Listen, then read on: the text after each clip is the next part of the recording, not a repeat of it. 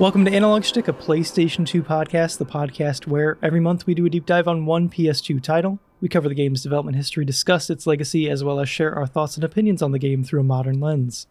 We release a new episode on the 2nd of every month, so subscribe or follow if you'd like to stay up to date with the show.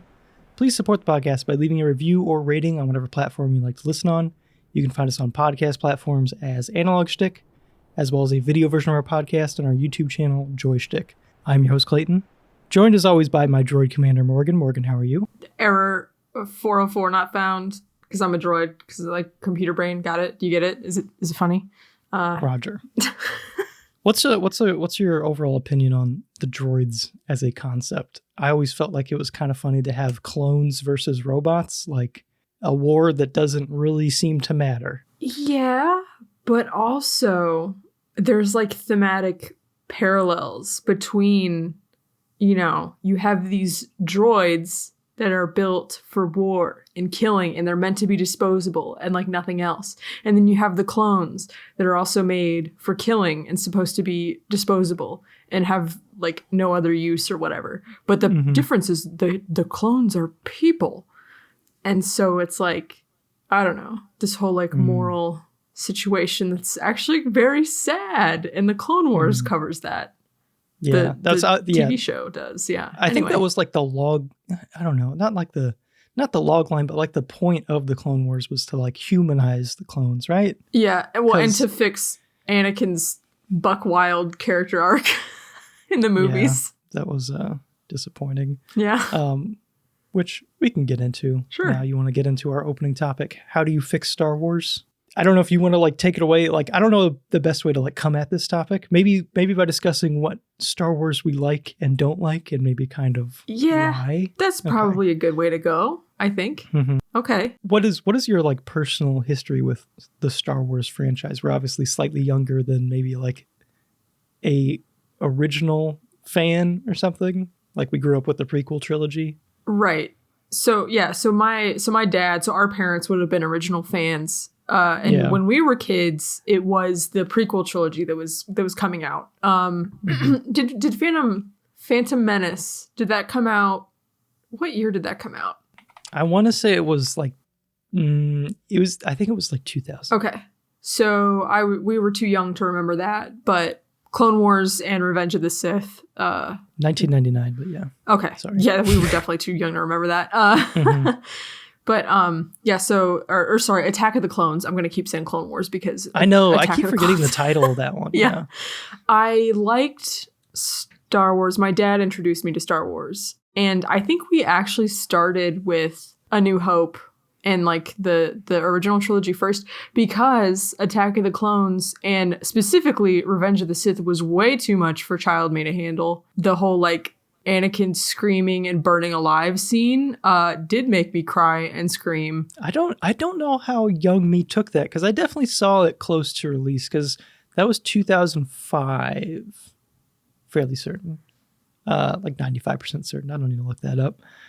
2005 for Revenge of the Sith, and so that would have made me 7 at the time. Mm-hmm. I think I was totally down to see a man burn alive. Oh. At that time.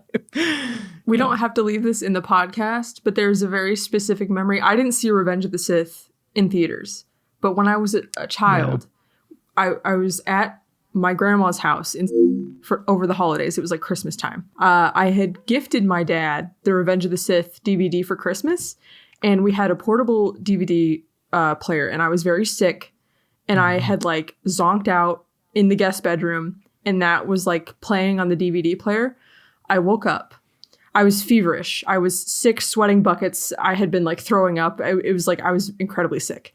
And it was the scene where Anakin was burning alive and screaming. Ooh. I woke up, started sobbing, and I shit myself.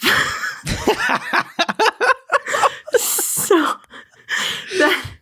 I'm so upset that I'm gonna shit myself. So that is a memory. That is a memory that is forever associated with that scene. Like my childhood agony, waking up, Anakin screaming, I am also in agony. I shit myself. I'm screaming and crying because the scene is upsetting and I have defecated in my pants. How can I not leave that in the podcast? Okay, I mean, you can if you want. I have no shame. Okay. That's I could bleep shit myself. So Okay. it's just vague. What did you do? What did you blank in your pants? I don't know what happened. Who knows?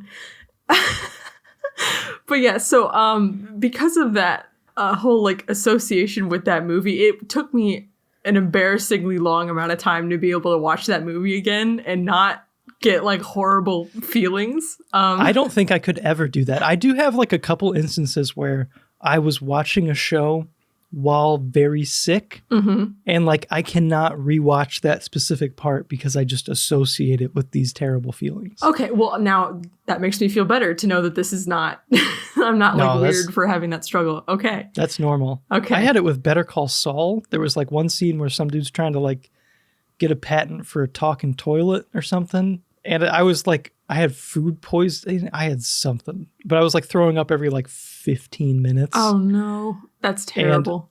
And I just like couldn't go to sleep. So I just had to watch whatever was on TV at like 2 a.m. And it was like a rerun of Better Call Saul. And I was just like, oh, but it was before I ever watched the show. And whenever I actually did like go to watch the series, I made it to that section and then stopped watching the series for a long time because I just couldn't take it. It ruined it. Yeah. That's I don't so think I sad. realized at the time that was why. I just kind of like subconsciously was like, I'm not interested in picking this up again. I suddenly feel like vomiting. I don't know why. Yeah. Right. Anyway, but when the Clone Wars TV show first came out on Cartoon Network, I was all about that. I had because it was introduced with like a movie. Right. The 3D animated movie. I had that on DVD. I was all about that. Love that. Which, is that, I mean, you say that you like it, but was that the worst part of the entire Clone Wars series? Was that movie? People really hated Ahsoka when she was first introduced because she was kind of annoying. I mean, as a kid, I liked it. I don't know. But also kids aren't critical of things like that. So like, whatever. I think I was always down for, I don't know. I mean, I can understand being like, what? You're going to tell me that in between this like this fairly short span of time that all of a sudden Anakin had like a kid, basically, like a Padawan? That's like some level of retconning, I guess. But. Yeah, a whole Padawan that they never, ever, ever talk about in Revenge of the Sith. Yeah, it's kind of wild. I'm okay with retconning the prequels, though. Like, yeah, we should be doing this. I would be down for a straight up remake of that entire prequel trilogy because I feel like it's good Star Wars to an extent. Like, this is the overarching premise of like Anakin's, origin story, Darth Vader's origin story. I'm down for like that concept. Execution, very bad. They're very bad movies in general. Yeah. When I was older, I tried to rewatch the prequel trilogy. Attack of the Clones is pretty darn abysmal. Revenge of the Sith. It was my favorite as a kid, though. I don't know why.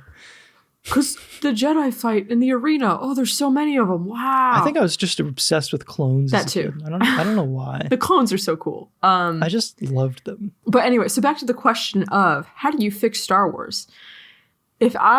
So for example, if we remade the prequel trilogy, I think having like the Phantom Menace, the whole like stuff with like Anakin on Tatooine, I think that's fine. I think they should have aged Anakin up and had him be like a teenager. Just because that would have made his later angst feel a little bit more less out of left field. I don't know. And also kid actors. Hit or miss. It's hard to tell. Yeah. And like the whole like Padme is like much older thing. Yeah, that's also weird. And the whole like Anakin met her as like a very small child and has been obsessed with her ever since. Kind of creepy. Which if they were more on like equal footing, at least age-wise when they had met, that would be less weird. That part was strange. So we're down with the prequel trilogy like conceptually. Just execution-wise, it was fairly bad. I mean, there's some changes we would make, but like overall, Clone Wars and everything like that. Rewrite the dialogue. Fix that dialogue. It's rough. Yeah, rough. Just make better movies. That's like what I'm saying. Like the story, the lore, this time period in the Star Wars universe.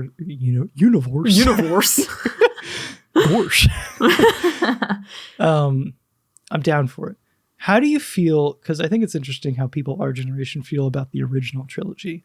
I'm personally like, I like it fine, but I'm not like, I don't really love it. I have no like strong affinity to episodes 4, 5, and 6. What about you?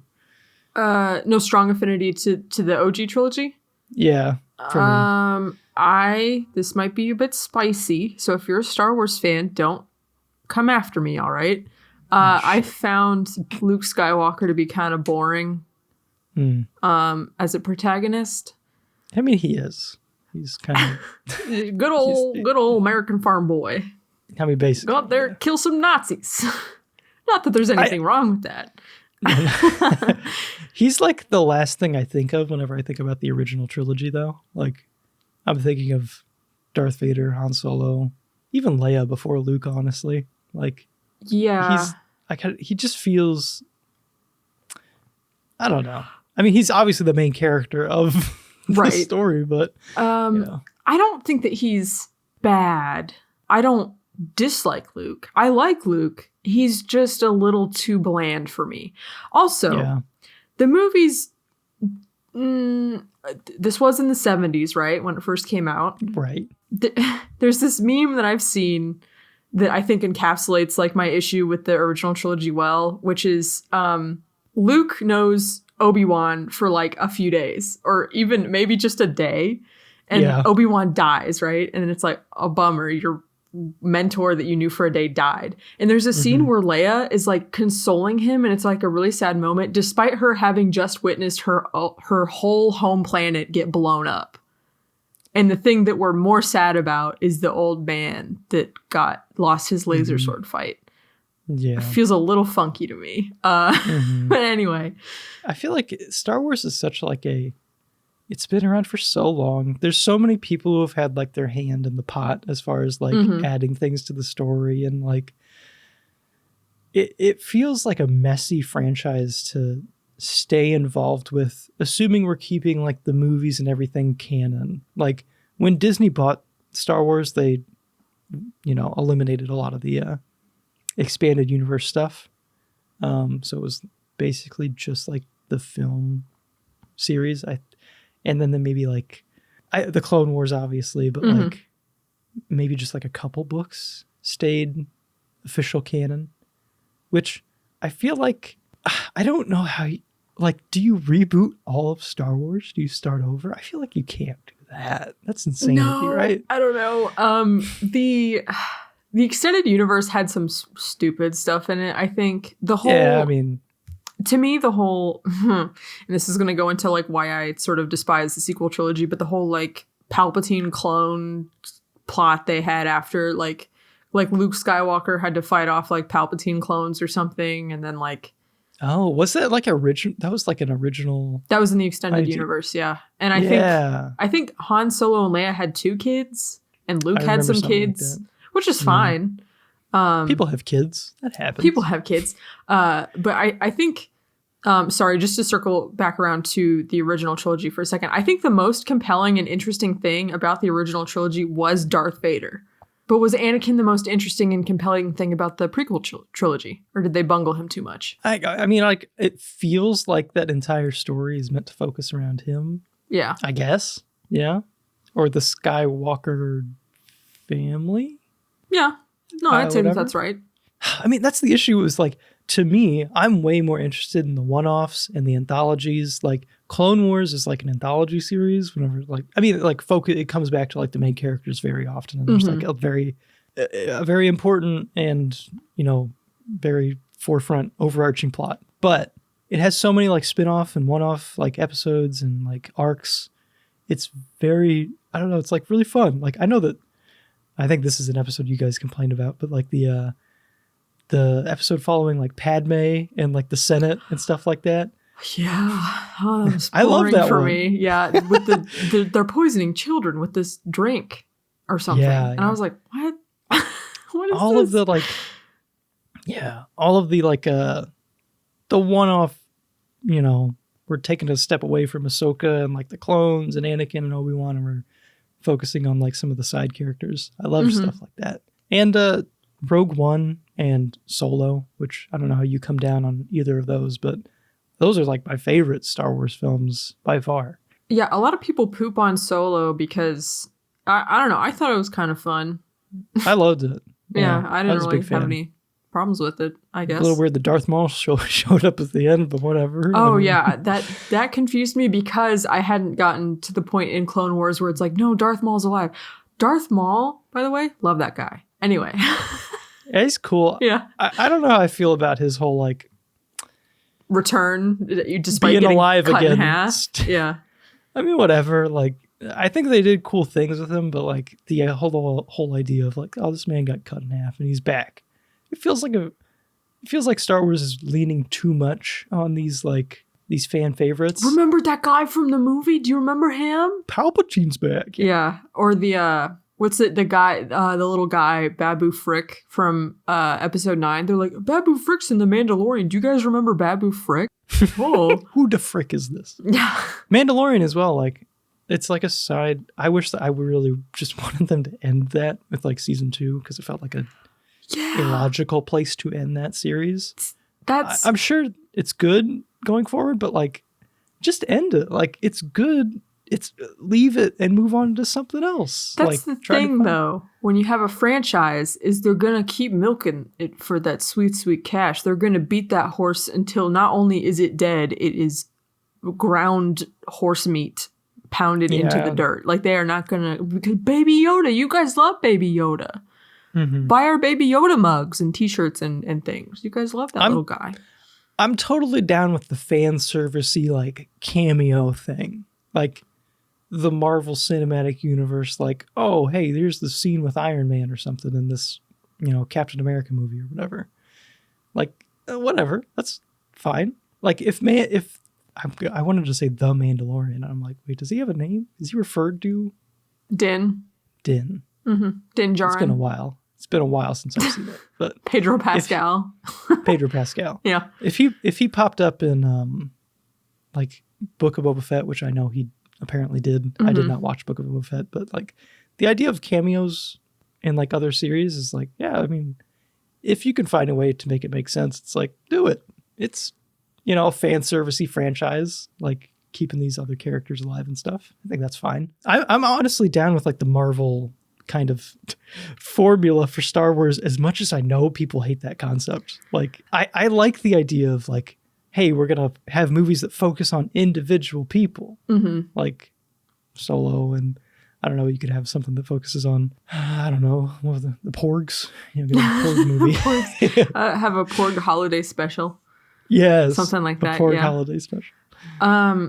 So my issue with, I guess, with the Marvelification of Star Wars, if you will, if I can. I know a lot of people would be against that. I'm just saying, like, for me personally, I could see it maybe working. Yeah, and that's fine. And I think it could work if, as long as you stay respectful with your property. I just don't trust them to do that.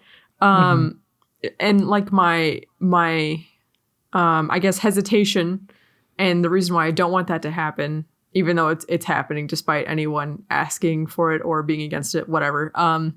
But there is a problem, I think, with turning everything into a franchise that must keep going. And the best example I can think of is like how the Marvel Cinematic Universe has treated Spider-Man, for example, right? So you have Spider-Man. He has 3 of his own movies, right? Yeah, 3. The first one, you build him up, right? And he has like his whole plot, whole thing, growth, develops, grows, becomes stronger, whatever. Same thing sort of happens in the second movie where he's trying to recover from the loss of like Tony Stark, grows, develops, whatever. Third movie, they just like took everything away from him again and left him at rock bottom. And it's like they have to keep doing that because he can't, like, they can't let his character arc complete because they need him for more movies, basically. And it's like, I don't want to watch characters get recycled through the same like crap over and over again and never be allowed to complete their arc because the franchise demands it. Like, that's what I don't like. I get that. And real quick, shout out to No Way Home. I love that movie. One of the most relatable story elements. Everything in that whole narrative kicks off because he's afraid to make a phone call, which is incredible. That's most funny. Relatable plot line or plot device I can think of. In my mind, I like that you brought up Marvel. It's like, it just continues going because, Mm-hmm. yeah, that is the problem. Like, in my mind, Endgame is just like, hey, that's the end. Like, hey, Yes. we did it. You know, it's over. Yeah. It was, and it's like, I feel like when things end, they become better and artistically, but not Yes. financially, No. obviously. I don't know if we talked about the kill your darlings concept on the show before. I think so. Okay. Yeah, basically, like, in a sense, the Marvel Cinematic Universe killed the darling, and it will be better for it. Mm-hmm. Just let it go. Marvel is a very good example. But also, like, if the shit is just good, I feel like no one's gonna have too many complaints. Like, if Star Wars was pumping out great series, like all Mandalorian level series, would there really be that many complaints? I feel like the problem is that the stuff isn't good. Like, the movies were all kind of like episode 7 was like it was safe, I guess. Like, It was yeah. Like, it could have been better if like the stuff that followed it was better, I guess. Mm-hmm. But 8 and 9 were pretty meh. And then people didn't really like Solo. I like Solo, but like Obi-Wan was very meh to me. A lot of stuff. I stopped watching Obi-Wan after like the 2nd episode. Yeah, I never like really tried to finish it. I watched Sage showed me some of like the highlights or whatever. It just didn't feel necessary. No. Like, I felt like Leia was so annoyingly written. Yeah. Like, she felt like a 5-year-old and a 15-year-old at like different like, she felt weirdly written for how she was, like how old she was, I guess. Yeah. I think we turned it off like halfway through that chase scene where she was just like running through this planet. Like, what is why?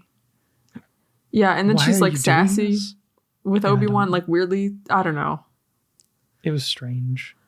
Yeah. Anyway, I didn't get into that one, but I say that like if it's good, we'll keep watching. But like, I'm sure Mandalorian season 3 is good.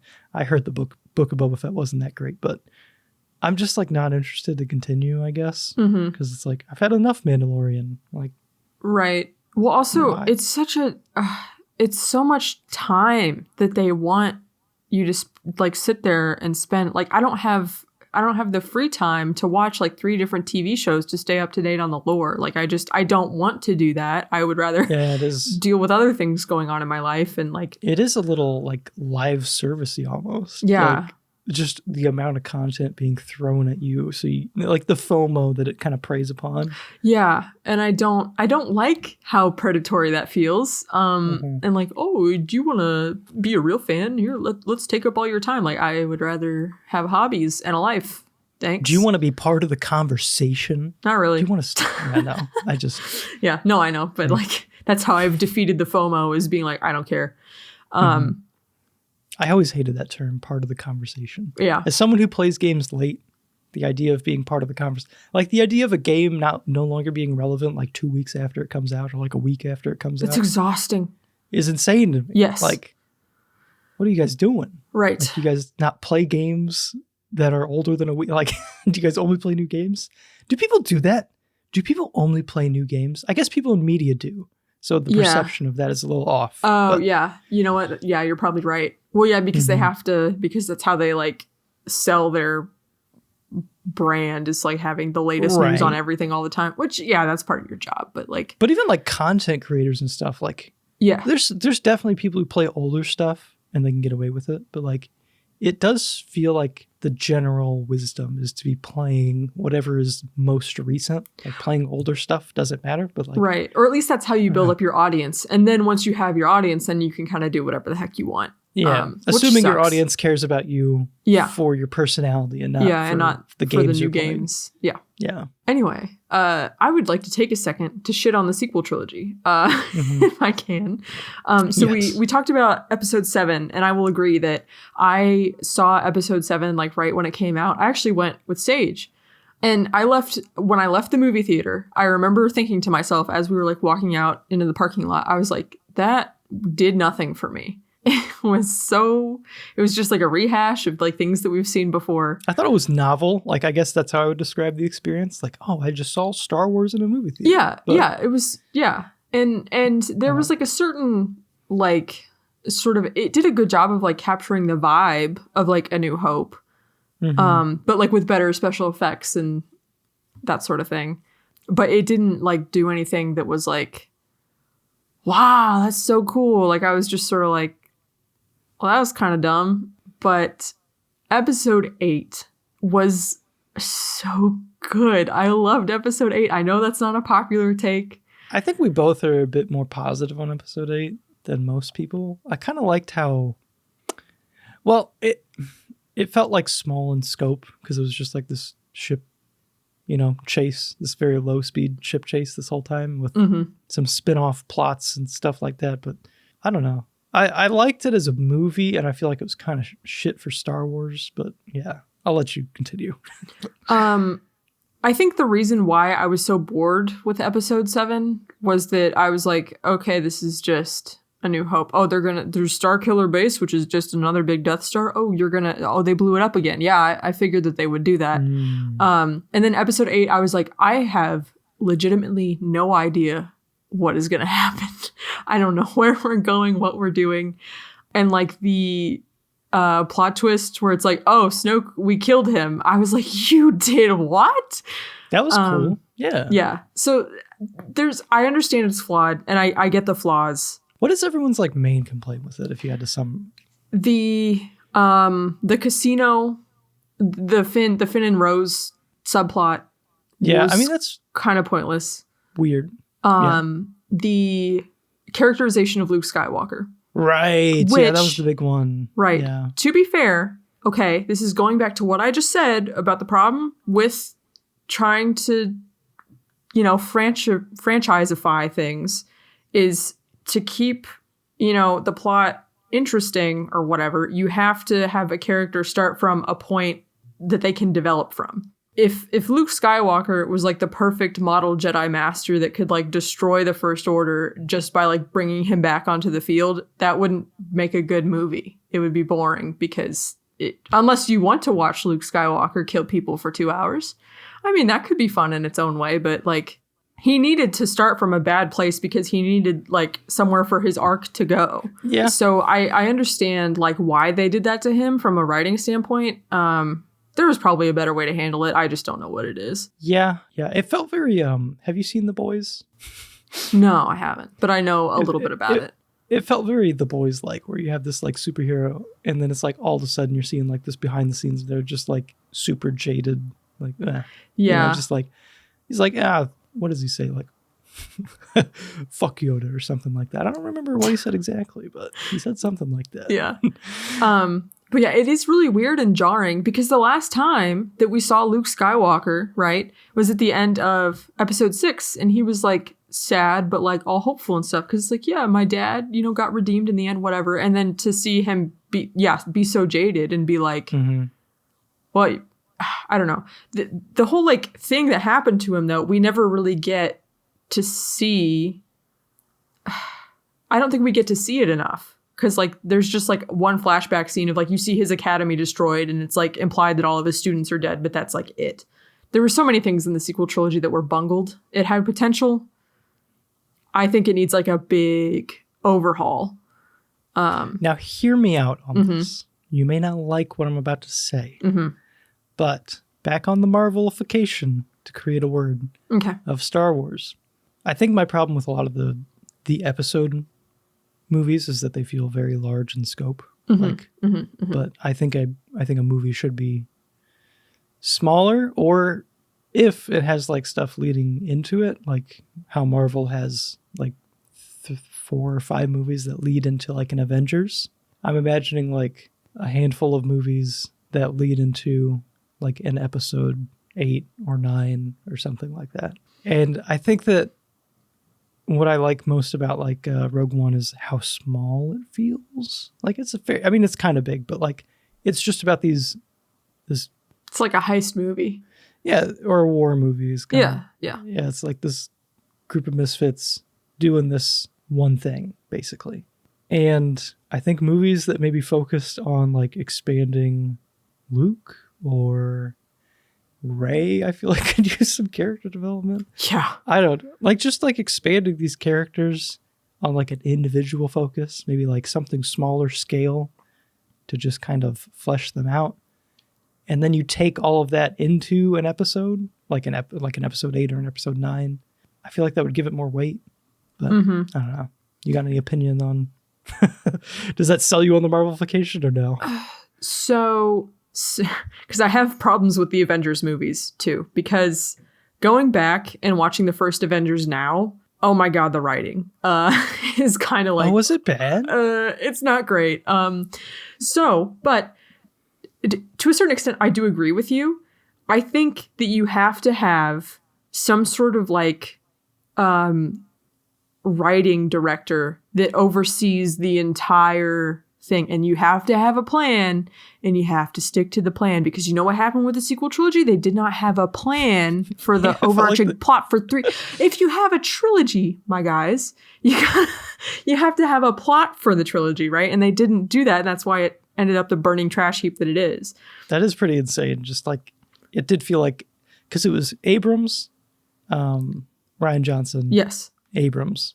And it felt like that. It felt like two people not communicating, creating the same thing. Right. Which is stupid, because Abrams was, I believe, an executive producer of episode 8. So everything that was going on within episode 8, I think he would have to sign off on. So it's like, okay, so why did you sign off on all of Rian Johnson's stuff and then like retcon and be like psych in episode 9? It's just frustrating to like watch. But to be fair, Rian Johnson did kind of do that to Abrams with like the setup that episode 7 gave him, because like you have this moment between Rey and Luke Skywalker, and she's like, I've come here for you. I have your lightsaber. Like, let's go. And then Luke Skywalker takes it and then like yeets it over the cliff. So that's like Rian Johnson effectively throwing episode 7 out the window, which to be fair, episode 7, I'm on Rian Johnson's side. This like whole mess, but whatever. That's just my opinion. Anyway, but back to the original point, I think it's fine to want to have all of these different movies or like whatever, like smaller in scope leading up to this bigger scoped thing. I just think you have to have a person that is like, this is the guy that is in charge, and he gets the say on how all of this stuff plays out, just so that it's like coherent. But to lead into our next question, I guess, what is the best format for Star Wars? I would like to defend the TV shows is actually probably the best, because that gives you, the leeway to take time to spend episodes with each of these like individual people and build them up into what they need to be for some sort of like series finale thing. Yeah. I've become, I don't really even watch too many movies anymore. I am such a like serialized television person now. I like vastly prefer just like a story that's able to evolve and develop over a very long period of time, as opposed to there's still great movies that I like for the reason that they are brief. Yeah. But I just in general prefer, if it's like a universe and it's not going to be like a long trilogy of movies, I prefer serialized content. And I think that would make a lot of sense for Star Wars.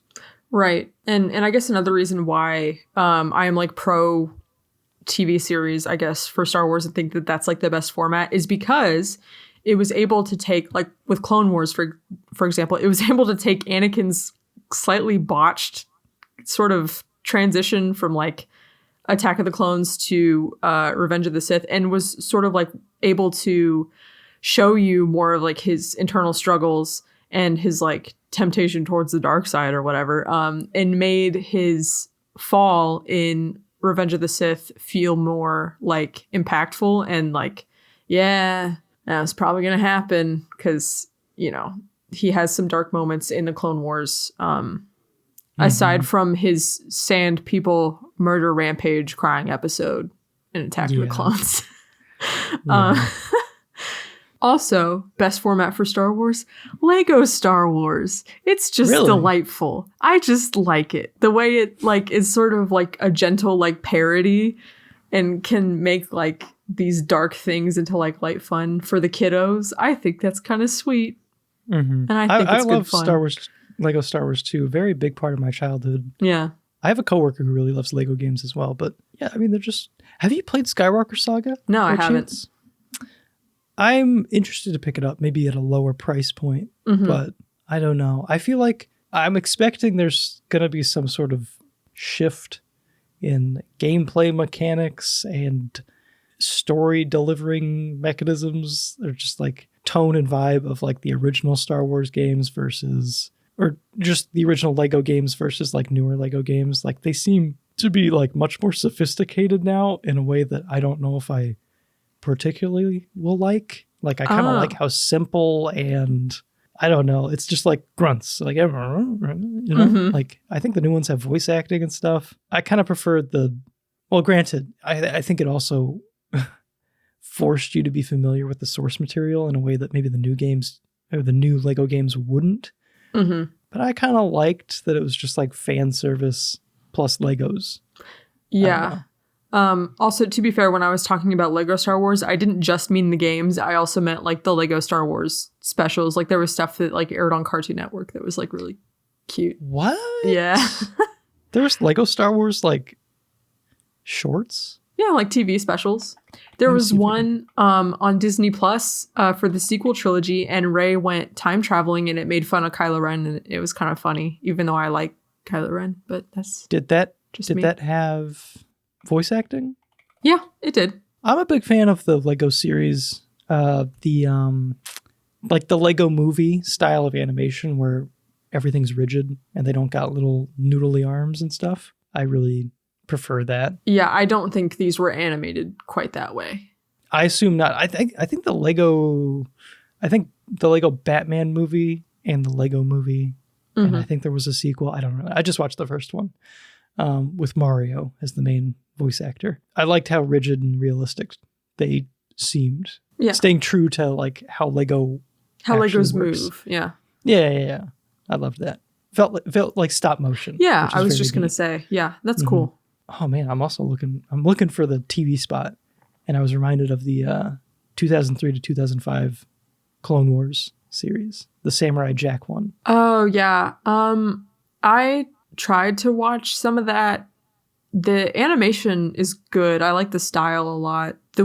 There's like an episode with like General Grievous, and when he shows up, it's like kind of terrifying because he just like murders a whole bunch of people, and you're like, oh, that's cool.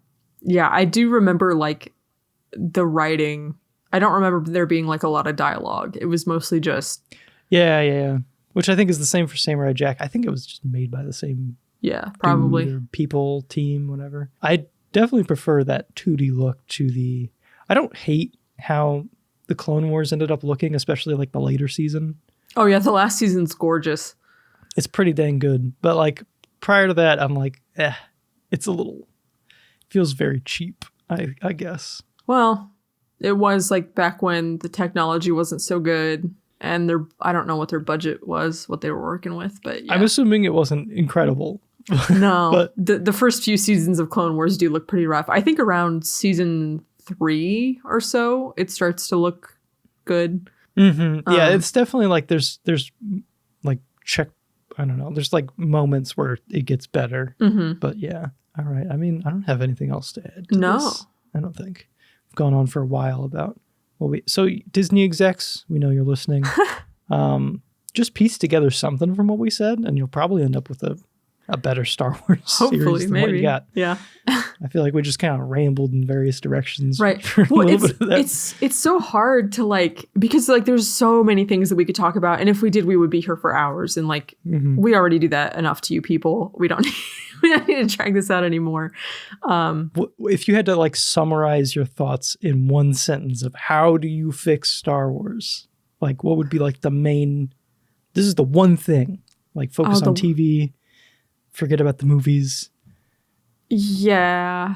Well, not forget about the movies. I don't know. The number one thing that I would ask for right now, if I could have anything done to Star Wars, I would say throw out the sequel trilogy you made and bring me another one. I don't like what you did. Bring me another one.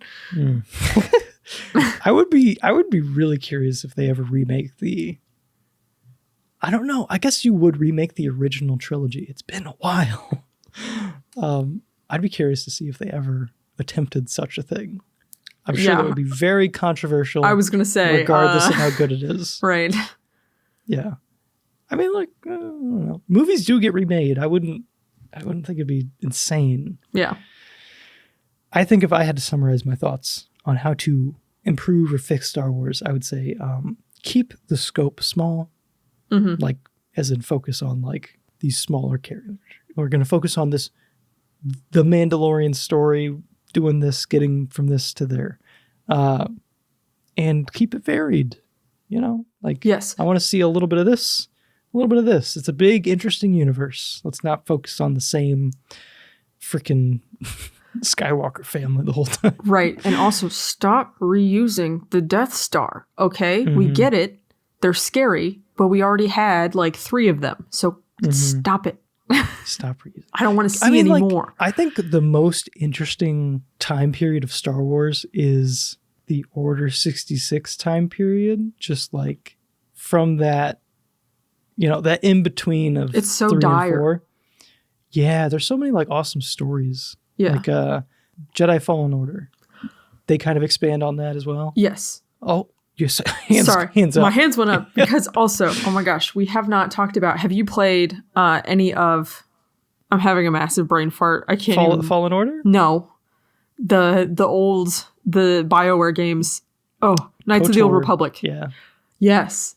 I haven't played any. I do love Star Wars like that. Whatever BioWare had going on, more that, please. Actually, forget everything else I said. I just want more KOTOR content, please. There are some good-ass Star Wars video games. I feel like it's a very video game, like, conducive franchise. Yeah. Like, lightsaber fighting and then, like, all these, like, soldiers and stuff like that. Right. A lot of fun to be had. I think, well, so the interesting thing about KOTOR too is I think that the time period is it maybe called the High Republic era? But basically, I don't know how much you know about it, but KOTOR is Or is it called the Old Republic? Wait, is it the Old Republic or the High Republic? I mean, it is Knights of the Old Republic. Okay, well, my bad. I might have done a dumb. But anyway, so it's set like way, way, way, way before the prequel trilogy is ever happening. And it's interesting, I think, because the Jedi and the Sith, there's both a ton of them and they're both very powerful. And I think that has a lot of potential. And that's very fun. That's so cool. That's like my favorite era that I wish was explored more. Anyway, back to what we were saying. There's a lot of good like Star Wars games. I think on the PS2 that we can get to. I think Jedi Academy sounds like another very interesting one. I think it's like a 2-parter. Okay. The first Force Unleashed game, which is no longer canon. Starkiller. Yeah, Starkiller. Oh, that edgelord, yes. My brother loved that series. Like, played every version. Because this was during the time period where there would be like a main version on like the PS3 and Xbox 360, and then like a Wii version because the Wii wasn't very powerful and had motion controls and stuff. And then there'd be like a DS version, and he would play every single one of them. Wow. Yeah, he was a big fan of Force Unleashed, and it seemed cool. I think the people are a little mixed on it. I hear people who are like, I love it. Fantastic series. And I hear people who just don't really care about it. So I don't know. I've played it before. We only have the first game though. Okay.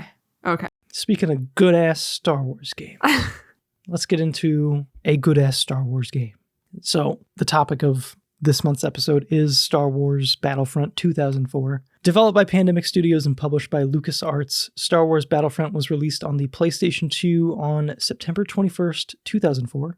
Critically, the game was received fairly well. Currently sitting at a 82 on Metacritic, many praised the visuals and gameplay, with some making comparisons to the Battlefield franchise. Common criticism levied towards the game was the lackluster AI, which we will get into, because that AI is handicapped. They're also like hive mind-ish, it seems, which is weird. Anyway, commercially, the game was a big success for the time, selling over 1.5 million units on the PlayStation 2 alone. I believe it's closer to 4 million, and like the overall range, which is pretty big for the time. That'd be a big success. I mean, that'd be like I think that'd still be considered a big to moderate success now, even though there's more gamers, as we've mentioned before. Pandemic would go on to create a sequel that would release in the following year to coincide with the release of the the sixth movie, episode 3, Battlefront 2.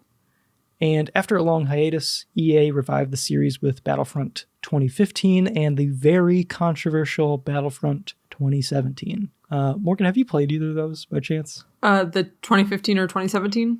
Yeah. No, I have not. I played a little bit of it. I never owned it. I played it on my brother-in-law's PS4, and it looked like super pretty. Like, yeah. At the time, I'm sure it'd be like, a lot of it's been a few years, but at the time I'm like, this is like the movie from first person. Like, yeah. It looks so real. And like the particle effects on like the blasters and everything, it's just like, wow, so cool. I have seen like funny like shenanigans and clips where, you see like Darth Vader like force fling a guy off into the air and he gets hit by a TIE fighter like out of the air, like funny stuff like that. But no, I've never played them. Okay. Are you privy to the controversy surrounding the sequel? Why, yes. The pay to win.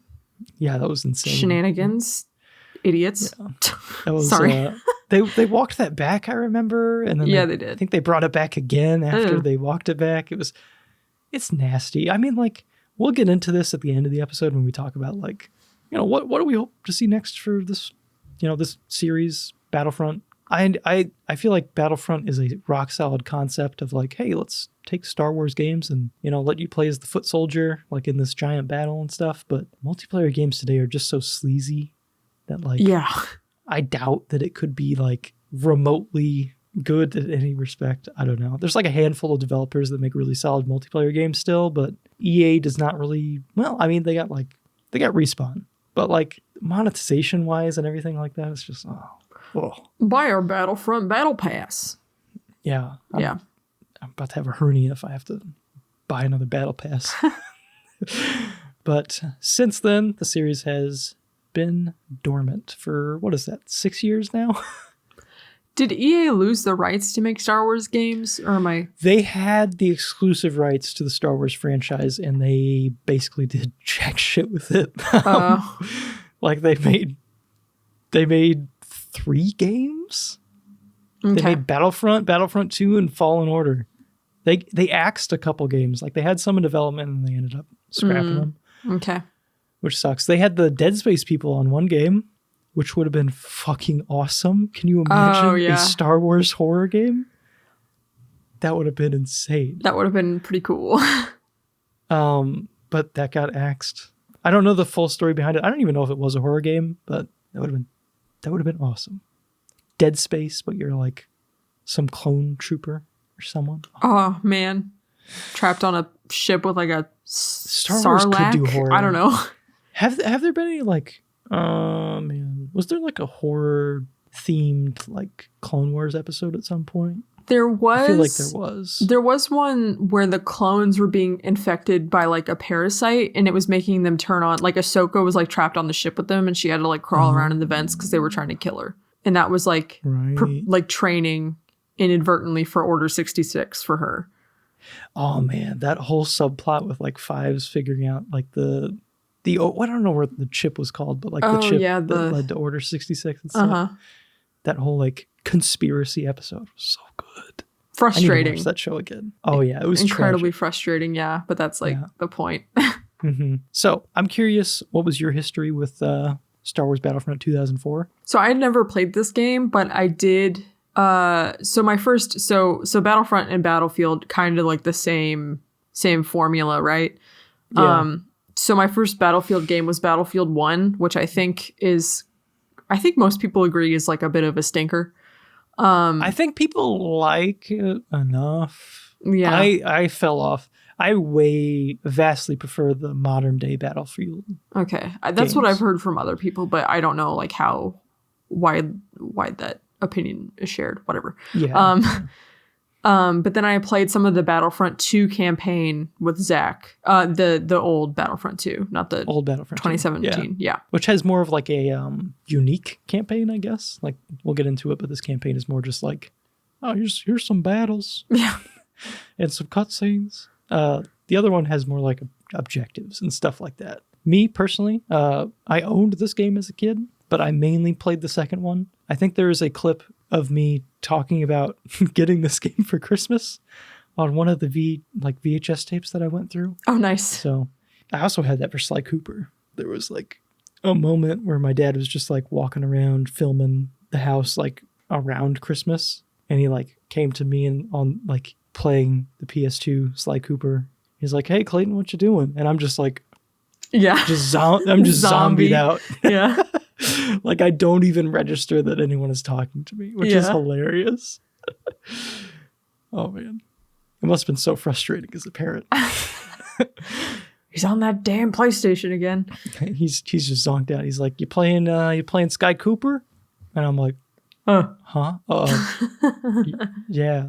And then I would like talk to him and then just like go back to it, and he lost me. Yeah. I'm just back on the TV. So what was your preparation for this episode looking like? I wrote down that I played probably about 10 hours. That might be a bit generous because I honestly was not keeping track. But I did both campaigns. So I did the Clone Wars and was it called the Empire? I don't remember. Yeah, there was like a Clone Wars campaign and an Empire campaign. Galactic Civil War. Something like that. But yeah, I did both campaigns. Mm-hmm. I played around 15 to 20 hours combined between the PC version and the PS2 version. I think I played more on the PC just because it was like, I don't know, it was kind of fun to use keyboard and mouse because like it made sniping like insane. I bet. It was just like, I would end the game with like 90 kills. I'm like Atlas holding my entire team. Yeah. With 90 kills Your versus like stupid AI team. That was terrible. It would still lose sometimes, which would be insane. It's like, what more can I do? What were you guys doing? Yeah. Yeah. It's crazy. Oh, also to be clear, I played on easy mode. I think I played on normal. Okay. I'd be curious what hard mode was like. But yeah, I played on normal, I think, for both of those. And I dabbled in pretty much every mode. I finished the campaign and then played a lot of Galactic Conquest because Galactic Conquest is like the mode, I think. And then some instant action. All right, let's get into the very, very, very, very, very important questions right after the short pee break. I'll be right back. Okay. Almost tripped.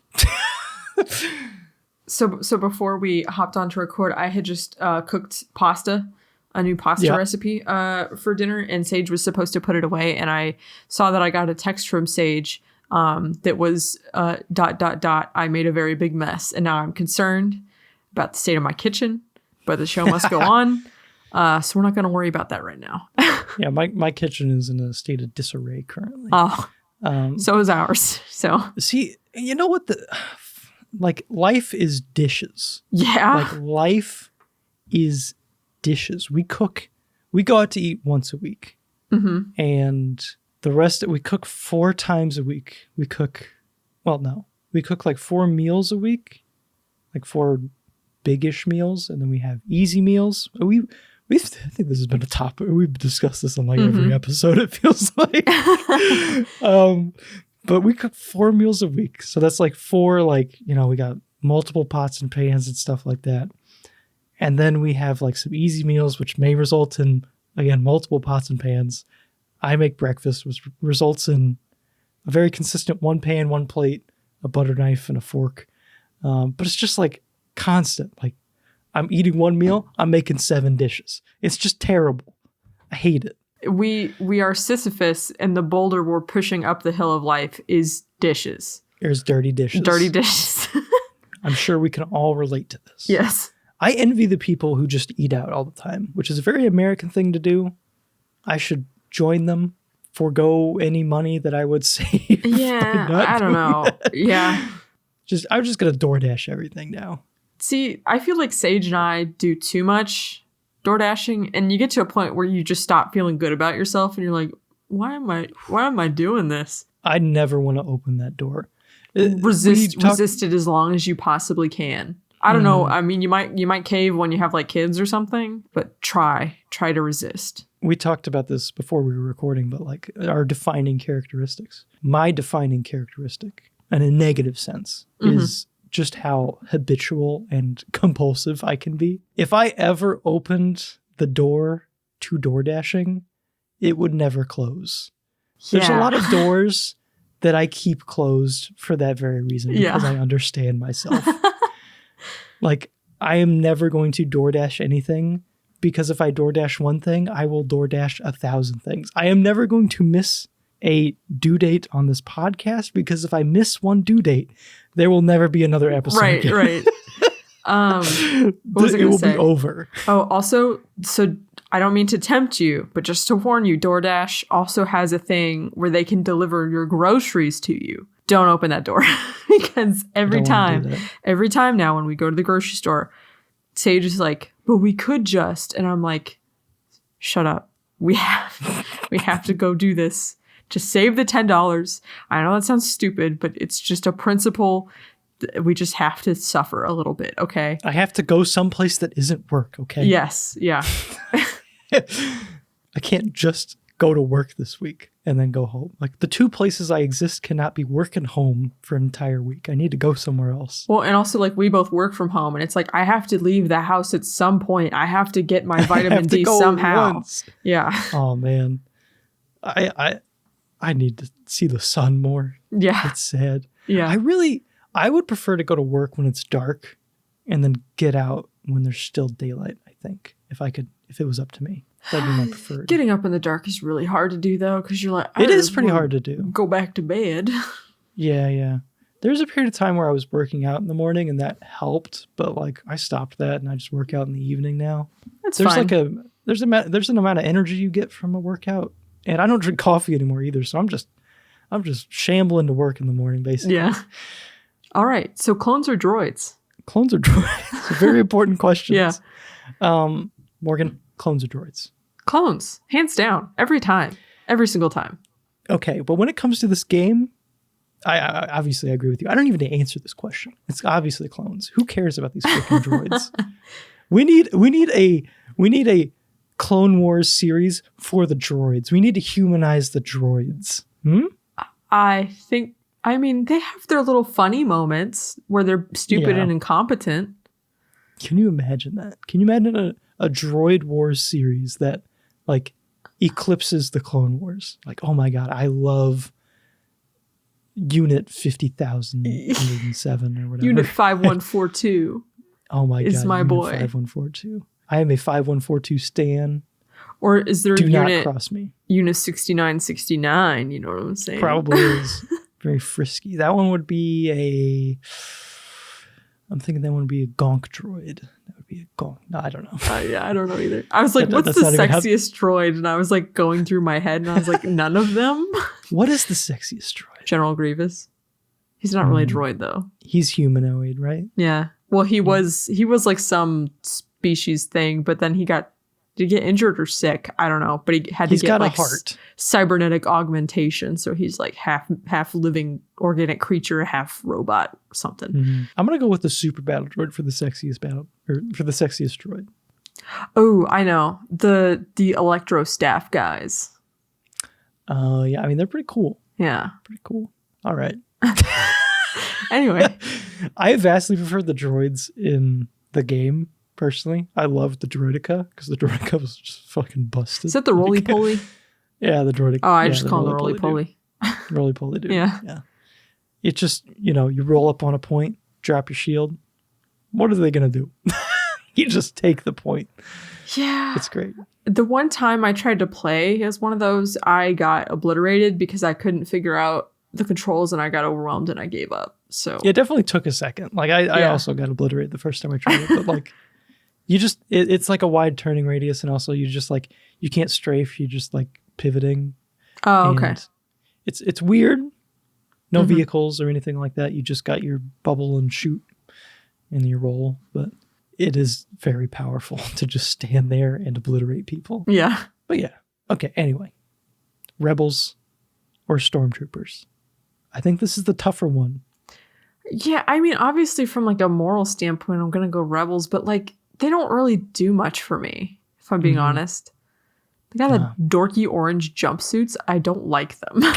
Little grungy, little rebelish. All their equipment is kind of outdated and busted looking. Guerrilla warfare type stuff going on. But like I would pick up the clones over either of these guys. really. I don't know. X-Wings are cool. Are you going with the Rebels? I don't know. Wait, what? Sorry, what's our context here? Or is there no context? I don't think there is any context for the important questions. Well, X-Wings are cooler than TIE fighters. But also Stormtroopers are funny because they're bad at everything. And then there was that one guy that like bonked his head on the doorway.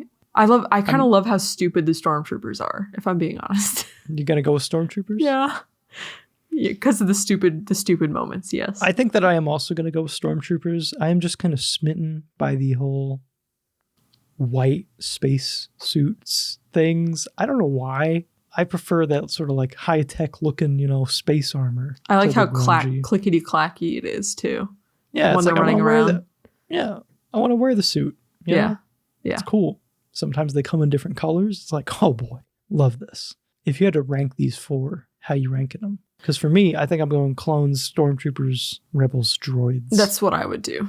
Yeah. I think it's like, what is it about the droids that just make them so unappealing? They're like idiots, right? They just kind of feel like cannon fodder. Yeah, and they're not like sturdy in any real sense, except for the roly-polies, the droidica or whatever. Yeah. All right, Morgan. First or third person? The game lets you choose how you playing. Oh, I played third person. Yeah, I think by default it's third person on consoles. By default it's first person on PC. Oh. You can just switch though. There's a setting. So yeah, I liked being able to like see my surroundings better in third person because like if you get like a nade thrown at you, then you're like, oh, I can see it at my feet. Stuff, yeah. There was no FOV adjustments on PC, which was a little disorienting in first person. But I think I liked the default for each situation. No, I just makes preferred. Sense. Yeah, I preferred the mouse and keyboard first person. I preferred the controller third person. No, I think that's completely fair. I see both sides. Yeah. All right. Morgan, are you capturing these points or are you defending these points? Capturing. Offense. Best defense is a good offense. Yeah.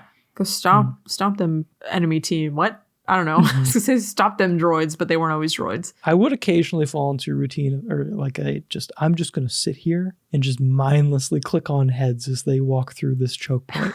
Yeah. I would do that sometimes. I was typically the idiot like hurling myself into the choke point and getting blown up by a grenade. Just yeah. Let's dive into the three modes that the game has to offer. We have the 2 campaigns, Galactic Conquest and Instant Action. Morgan, tell me about your experience with campaigns and any thoughts you may have. I don't remember. I think I might have like texted you this. So I was playing on easy mode, and I understand why people love Battlefield and Battlefront. I get it, right? I'm not saying that they're bad. I'm not saying the formula is bad or anything like that. It's just not my cup of tea. The campaigns are like, there's small twists on the maps and stuff. You're basically just playing. The game is just like this like conquest mode, and you're basically just playing like small variations on the conquest mode. Right. There's occasionally objectives on maps, but that's just always true for certain maps. Like Hoth always has a shield generator, and the AT-ATs, is that the big ones? AT-AT, whatever. Yeah. The big boys that you can, destroy and act. So there's always like objectives on certain maps, but they kind of contextualize certain things. They occasionally throw in like the odd like, okay, this is Naboo and you're playing as the droids and you're not fighting the clones, you're fighting the Gungans or something like that. Or you're fighting those like Naboo guard people or whatever. So there's sometimes twists of that level, but it's pretty much always just play the game. Oh yeah, play this map. The core gameplay is not very. I mean, I don't know. I guess like you have different like classes to pick from depending on which faction you're playing, right? So like, like with the droids, for example, you can have the roly-poly, or with I'm going to be honest, I don't remember the rebel classes at all. They all have the same like core 4 archetypes, right? Plus a unique unit. Okay. So they have infantry, heavy, engineer, marksman, and then they have like the unique unit, which is the droidica, the jetpack EMP launching clone dude. I don't know what that thing was. It was like a rocket launcher thing. Mm-hmm. And then there was the shock trooper or the dark trooper. I can't remember what the name was. With the jetpack and the shotgun, and the Wookiee for the Rebels. Oh, yeah, I forgot about the Wookiee. Which was my least favorite. I don't know about you. I don't think even tried him. Yeah, he had like a bowcaster and a grenade launcher, I think. And he had more health. And like all this on paper is like cool, but I just did not like the bowcaster at all. Yeah, he was my least played class, I think, out of everybody.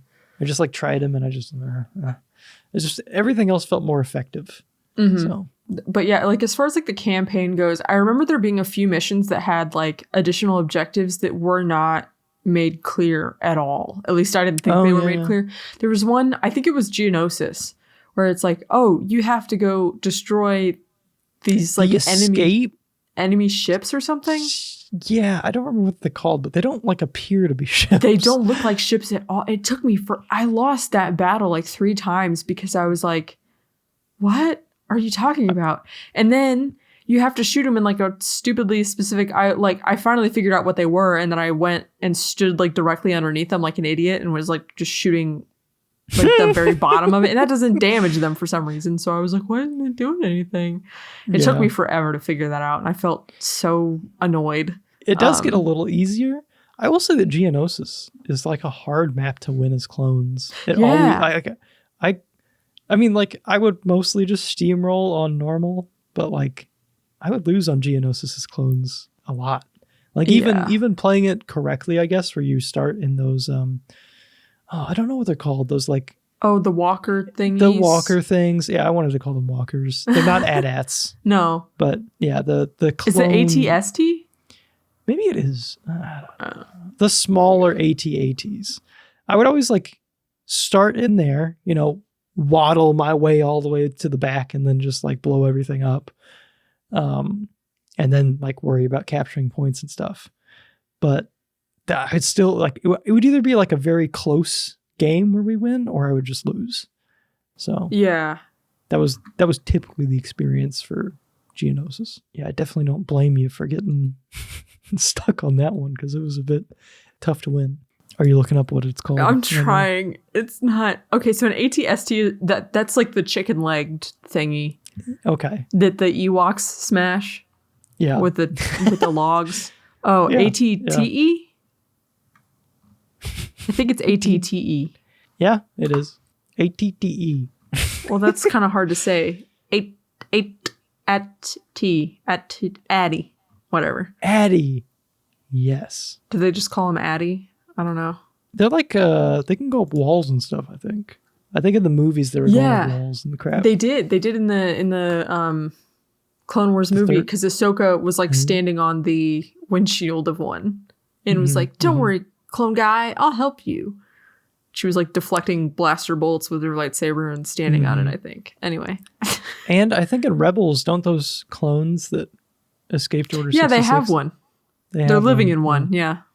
Which is cool. That is cool. Very neat. Oh man, that's such a freaking, I love that. I love that so much. Like we got some clones and that one has like, he didn't have like the chip out or it was like destroyed or something. I don't know what the deal was. But Rex, Gregor, and Wolf? Is it Gregor or McGregor and Wolf? Yeah. But Wolf still like wanted to kill the Jedis, right? Something like that. I don't remember what happened. I think one of them was still very hostile towards the Jedis when they came because it was like not fully right. Okay. Yeah, that might have been Wolf then. At least I don't think it was Gregor. I don't know. Something like that. Well, because didn't Gregor had like a head injury and forgot who he was, like in the Clone Wars. Like there was an episode about him where he was like, I'm just a guy. I just work on this planet. And they were like, no, you're a clone. He was like, what? That was interesting too, because we saw that before we saw the end of the Clone Wars where we know what happens to like Rex and the, I keep forgetting what the chip is called in their head, but whatever the chip is whenever he got it out. So everyone was kind of left to speculate how he ended up surviving Order 66. I'm going to figure out what the chip is called. It just says behavioral modification biochip. I think it's just a special inhibitor chip. I think it's just inhibitor chip, I think. Or the chip. That scene with the Ahsoka and Rex where Rex is like resisting it. Oh, and he cries. There's like Rex a tear. that rolls down his wrecked face, me. and his hands are shaking. He's holding his iconic dual pistols, and his hands are shaking. And he's like, I think he says like "get fives" or something. I think he says something about fives. Yeah. Oh my god. Oh, Killed brutal. me. Yeah. So good. Anyway. What were we talking about? The campaign? So, yeah. I don't know. Anyway, so yeah, the campaign fairly lacking. Is there anything that you would like? So we're keeping the game the same. It's still like a large scale battle simulator Star Wars thing. Is there anything that you can think of that would improve a campaign mode for this game, or a way to like extract this into a campaign mode? Yes. I think, so this game does not let you play as any of the Jedi or like iconic characters or anything. They just sort of like show up. And these are our friend Ethan's words and not mine. They act like heat-seeking missiles that kill and destroy everything around them. Yeah, they're invincible. I almost said indivisible. Indivisible. They cannot be divided. Right. Yeah, I wish that they had like maybe some sort of like dialogue, or they could like maybe like call orders. Like I wish there was like more of like a story element or some more like character put into it, I guess. I don't know. Well, I mean, I guess there's like the voices like like giving you orders. Like you can hear the clones. They're like, "Hey, we're losing units," or stuff like that. Or the beginning of each mission where it's like, "Hey, this is what you're doing." Right. But which I don't know if you noticed this. Mm-hmm. Just quick sidebar. Okay. So whenever you have Yoda and Palpatine, so I think there's 4 people who will tell you what's going on. It's Yoda, Admiral Akbar, Palpatine, Insidious, maybe, I think. Okay. But so it's one actor who does Yoda and Akbar, and then one actor who does Palpatine and Sidious. Oh. Those are the same 2 actors in the Clone Wars series. Oh, cool. So if they sounded familiar, I guess that's why. All right. Nice. Yeah, which is pretty neat. Good for them. Nice to see. Shout out. Yeah. Anyway, I kind of derailed you there. I'm sorry. No, that's fine. But yeah, or it would be fun, like, if, I don't know, I just think it would be kind of funny if you could, like, find, like, you know, you have, like, your guy backing you up, and if you could find the enemy guy that was backing up, like, the opposing side, and if you could, like, kill them, or, like, chase them off the field or something. I don't know. Yeah. That'd be interesting. Yeah, just more iconic characters present, I think, is what I'm getting at. I don't know if there's any scenario in the game where you can have both heroes on the field. I don't think so. There. Because in the Galactic Conquest, it was a power-up, like, that you would get for capturing Tatooine. Oh, where you would have a hero on the field. I don't know if you know this, but they're limited to Count Dooku, Mace Windu, Luke Skywalker, and Darth Vader, respectively, for their the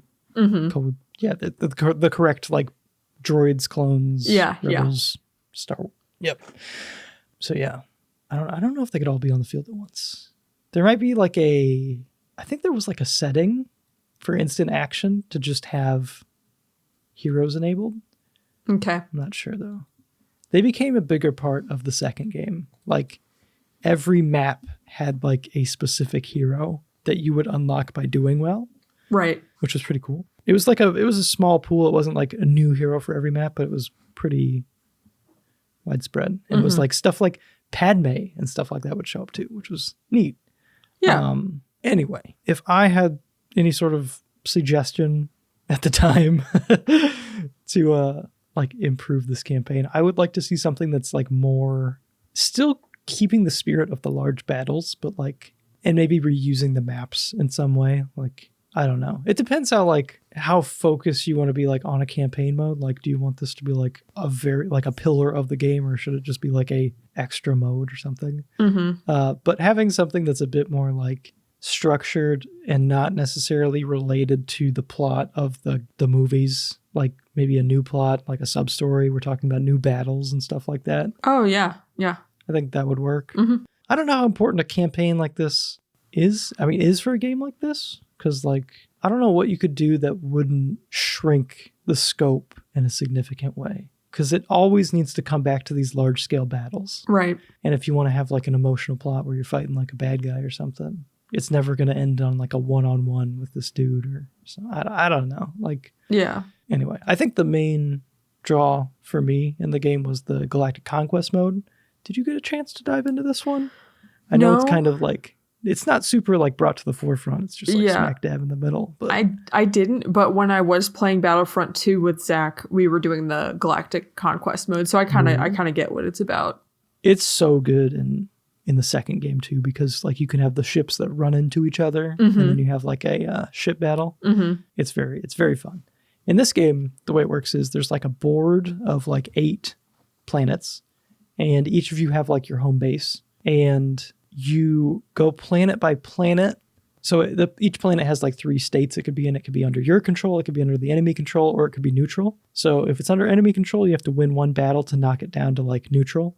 And then you have to fight again on that planet to take control of it. And each planet has like a planetary bonus that you can select from. So things like extra troops, like better, there's one that's like enhanced training or something like that. So I assume it like bumps up the AI a little bit on your side or their side, whoever's activating it. There's the Jedi hero that will assist you, which you can get from Tatooine. And there's one that's like sabotage. So like all the enemy vehicles start at like 50% HP and stuff like that. I always did the hero if I had that, because they're invincible. They're invincible, and they always get like, you're around like 20-ish kills, it feels like, which is just solid, because everyone, like normally at the end of each game, the leaderboard will pop up and it's like, player 1 or whatever your name is with like 60 kills, followed by a guy with like 8, and you're like, yeah, some guy with 8. What are you doing? So having just like one other like solid teammate, I think, is always the right play. But there's sometimes where it's like, if it's a very vehicle centric map, it's like pick the sabotage and kind of kneecap all of the enemy vehicles. It's like a solid play. I don't know. I didn't experiment too much with the planetary bonuses. I just kind of stuck with what gave me the hero. But yeah, there's other caveats to that mode, I guess, or like other mechanics where if you win 4 battles, you can like activate your side's bonus, which depending on which faction you're playing as is different. So like the Empire will use the Death Star and just blow up a map or blow up a planet. And because each map, other than Hoth, Geonosis, Camino, and what was the other one? Hoth, Geonosis, Camino, and Endor. Aside from those 4, every map has like every planet has 2 maps. So in Galactic Conquest, you're fighting on each map in order to take control of it. So okay, it's a good way to like keep it varied despite having like a fairly small board. Right. I guess you're not playing the same maps over and over again necessarily. Yeah, big fan of that mode. I think it's the most fun mode to play in this game. Although I believe it does not support split screen, which is a bit of a bummer if you got someone else to play with, I guess. Yeah. I think you're limited to instant action if you want to play split screen. Okay. A little sucky. It'd be so cool to have like a 2-on-2 Galactic Conquest or a 1-on-1 Galactic Conquest. That'd be fun, which I believe you can do in the second game. So anyway, yeah, you don't know experience with Galactic Conquest other than the second game, right? Yeah, the second game, and Zach and I were doing that split screen. I'm pretty sure. Yeah, that's good. But we were on the same side, I think. That's usually how I did the split screen stuff too. Has Sage entered the battlefield? Did you make these? Wow, That's baby. what the mess that I made was. He made Oreo balls. Look at that. Wow, good job. Are they good? The white chocolate shell is a little thicker than it should have been, but It's okay. Anyway, all right. I love you. Bye. Sorry. Shout out to Sage. The audience loves Sage. I mean, I get constant feedback. The audience is loving Sage. I mean, I love Sage, so. That'd be funny. Yeah. I would love some stupid reality where we have a large audience that loves Sage specifically. He's back. Sage made a cameo in this episode. You guys have to go listen to it. No. We got some sort of fan that's like, top 10 Sage appearances. Yeah. Analog Schtick. There's not even 10 of them. It's a repeat. Yeah. What are we talking about? Instant action, split screen. Yeah, split screen. Yeah. Yeah, I would play the split screen with my brother a lot. I think we would pretty much always just play on the same team though. And I played this recently with my brother-in-law, split screen, and it was, same team. It's just like a mindless sort of like, it's a fun little action game. You can coordinate a little bit, like, hey, let's go take this point and stuff like that. It's fun. I think when Zach and I played, most of his enjoyment was the fact that I was so incompetent. So he was just kind of following me around and be like, "Oh, you died again," and I was like, "Yeah, I sure did." Yeah. And aside from the campaigns and Galactic Conquest, Instant Action just lets you make a playlist of the levels you want to go through and just cycle through them. I don't think I mentioned this anywhere else. Yeah, I don't think I mentioned this anywhere else. I'll just say it now. So the PS2 version, I think, is the earliest version of the game. The Xbox version, I believe the Xbox version. The Steam version definitely has this, but I believe the Xbox version does as well. There's an additional map, Jabba's Palace, where you fight inside of Jabba's Palace, and it's got like that trap door that goes to the Rancor. Oh, fun. And everything like that. It's in the sequel. That same map is in the sequel, but it's in this game if you're playing the right version, which is not the PS2 version, unfortunately. Oh, bummer. Yeah, I just thought of that, so I thought I'd mention that. Yeah. All right. I mean, that's all I got to say about, the various game modes. You want to move on to the mechanics? Yeah. I guess let's work through each class and then kind of discuss general thoughts on each and then maybe a favorite. So in this game, like every map, not every map, but like some maps will have like a variation on your standard units. For example, like playing the Stormtroopers on Hoth versus like a hot, like a Mos Eisley or a Tatooine map. You're in like the snow gear and stuff like that. So there's some like map specific units as well as just like cosmetically as well as like mechanically. So in the Naboo, I think both the Naboo maps, if you're playing as the droids, instead of having access to the super battle droid, you have like a regular battle droid, which is just like a normal, backpack looking droid with just like a blaster rifle. And they function differently. Like this one has grenades versus the wrist rockets and stuff like that, which is neat. I like the asymmetry with the competing factions. I think one really cool, like, I don't know. It obviously wouldn't make sense. And this game does kind of try to be like, this is like you're living the actual battle. And it's like classes that would be appropriate to that, like whether it be like snowtroopers and stuff like that. But it'd be cool to be like, I want to fight the rebels as the droids or something like that, or have like the clones versus the stormtroopers or something. I feel like that'd be a fun mode. Well, sort of like a create your own battle scenario thing, and you can pick like whatever variants you want. And that'd be fun. I don't know why they never messed around with it. I guess they wanted to just be like, hey, this is lore friendly only. Excuse you. Excuse me. This RP server is lore friendly. This is a lore friendly RP server. Yeah.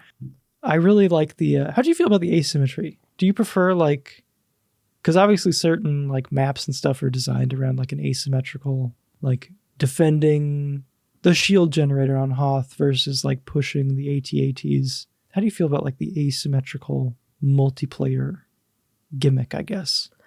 I don't have a problem with it. Yeah, I don't think, I mean, like, typically, like, my frustrations or anything, I don't think were necessarily caused by, like, the asymmetrical design. And I think it's fun if you have, like, the option to play both sides. Which, I mean, like, in the campaign, I don't know about the other options. Right, yeah. I think, I mean, like, there are certain maps that are, like, it's just a mirror image. And you're just conquering the other mirror image. But there's certain maps where it's like, I think about both of the Kashyyyk maps, like the island and the docks. There's like one side that'll spawn on like a tiny little island and has to like move past, like they have vehicles and stuff to try to like get past like these sort of like high ground vantage points where there's just like constant fire raining down on them to like capture like a beach and then move up that way. versus like trying to defend it with like snipers and stuff like that. Or the other Kashyyyk map where it's like one side has 3 points in like a very like centralized like middle of the map location, and the other side has like a surrounding like 2 maps on top, 1 map, or 2 points on top, 1 point on the bottom. So it's like a sort of like 2-front assault with one side just like hunkered down in the middle and the other side just like pushing from both sides. Yeah, I think the asymmetry is fine because it's sort of like, I mean, the point of the game is to be, you know, sort of like strategic with how you're capturing points and how you're moving around the map, like sort of, and at least to some capacity. So I think, you know, having it be asymmetrical and maybe like favor one side a little bit more than the other is fine because it forces that like more strategic thinking. That's all I'd say that like asymmetry works better when the game is meant to be like more so fun rather than competitive. Yeah, definitely.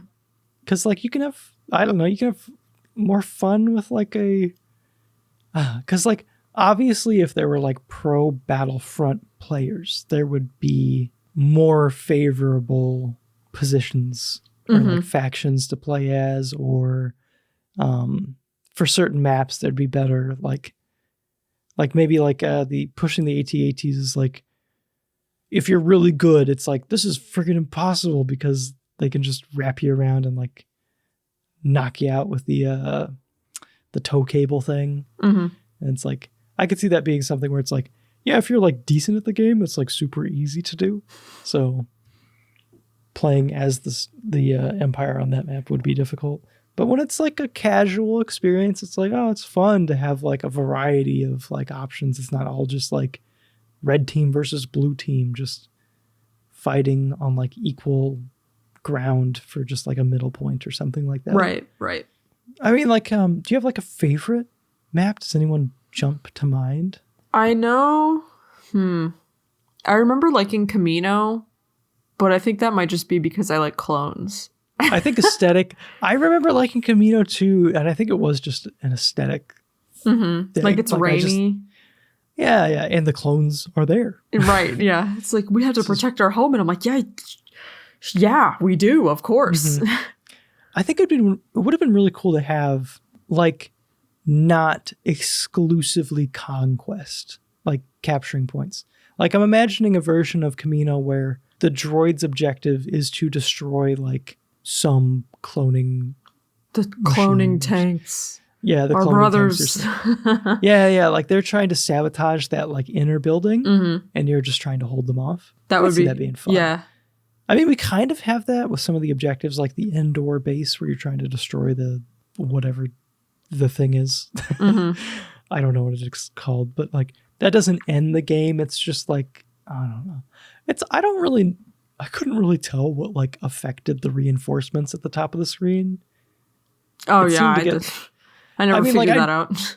I know that like having more points captured drains their side faster, just because it rhymes. Points captured drains their side faster. Yeah.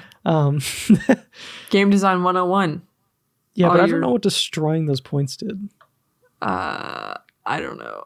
Like, did it take away a chunk? I wasn't really paying attention. Anyway, like, I don't know if you noticed this, but sometimes you spawn in, like, the game just started. We're like 2 seconds into the game, and it's like, we're losing reinforcements or something like that. Yeah, and you're just like, see them draining. It's like, who died? Which one of these idiots freaking jumped off a cliff or something? Like, I don't know.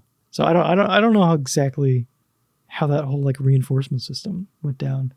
But back to the classes. We alluded to, I think we ran through each of these earlier, but we have infantry, which focused on like a machine gun, and then like a blaster pistol, and then some like grenades. And if you were the super battle droid, you had like a rocket launcher, which I think made the super battle droid probably my favorite version of the infantry class. I assume the infantry class is what you gravitated towards, right? Oh yeah. Yeah, just hands down.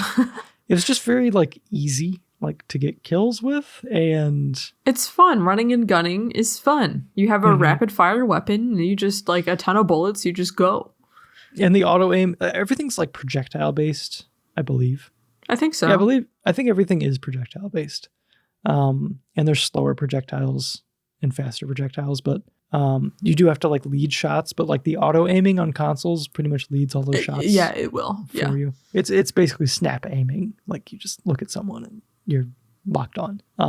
But the strafing does allow you to like dodge shots and stuff, especially with the slower moving turret vehicles and stuff like that. But yeah, infantry was like my go-to on console, and I would say that like the sniper was my go-to on PC, just because it was easier to just click on heads. What about you? Did you try out the sniper on console? Yeah, I did, like, and terrible. I couldn't justify it because it was too hard to like line up shots with a controller. You could like rapid fire that thing, not like crazy, but like pretty quickly. So if you could just kind of like spray and like hope you connected with some of them. I believe it's like a 2-shot body kill and then like a 1-shot headshot kill. For like everything. I don't know if it like upper body mattered at all, but yeah, it was pretty great on PC. I also tried the heavy a few times to like try and take down, because I felt like, oh, he's got a massive rocket launcher. This must be the guy used to like take down vehicles, because like that's pretty much the only thing that would be effective. But it was just like really frustrating because the reload takes forever. You barely have any rockets. And also any time that I was like trying to take down a vehicle, none of like my team's AI would ever like stop to try and help me or like team up with me or anything. And then the enemy vehicle would always have like an engineer on it that would just undo all the work that I was doing. And so it was just really frustrating. So I just stopped trying to do that. I agree with you. I think the heavy was my least favorite class, or archetype, just because you never had enough ammo to take down a vehicle by yourself. Very slow reloads. You do have like a lock-on system for vehicles and stuff like that. So you feel like you're meant to do that. But it felt more useful to like destroy turrets or like smaller vehicles. Maybe if you were playing this in like an actual multiplayer setting, which was a thing back in the day, I suppose. I don't really know the extent of like how the multiplayer worked. Like, was it online or was it like LAN based? And maybe a little bit of both. I don't know. But I do imagine that like if you had like 4 heavy classes, you could actually just pretty quickly take down any vehicle. Like if you were actually coordinating. But yeah, it kind of felt like vehicles were meant to destroy vehicles more so than the heavy class was meant to destroy vehicles. That's fair. What about the engineer? Did you ever like... I didn't bother. Yeah. Didn't bother with them. They were a bit strange. Like it felt like they always had like... I think the droid engineer had like a grenade launcher. The rebel engineer had like a shotgun thing. I don't remember what the Imperial engineer had. Maybe it was a shotgun as well or something. But the clone engineer had like this charge up shock gun. Oh yeah, I did try that actually. I take it back. I did, because I was trying to use him because I was like, oh, they want me to destroy the ships.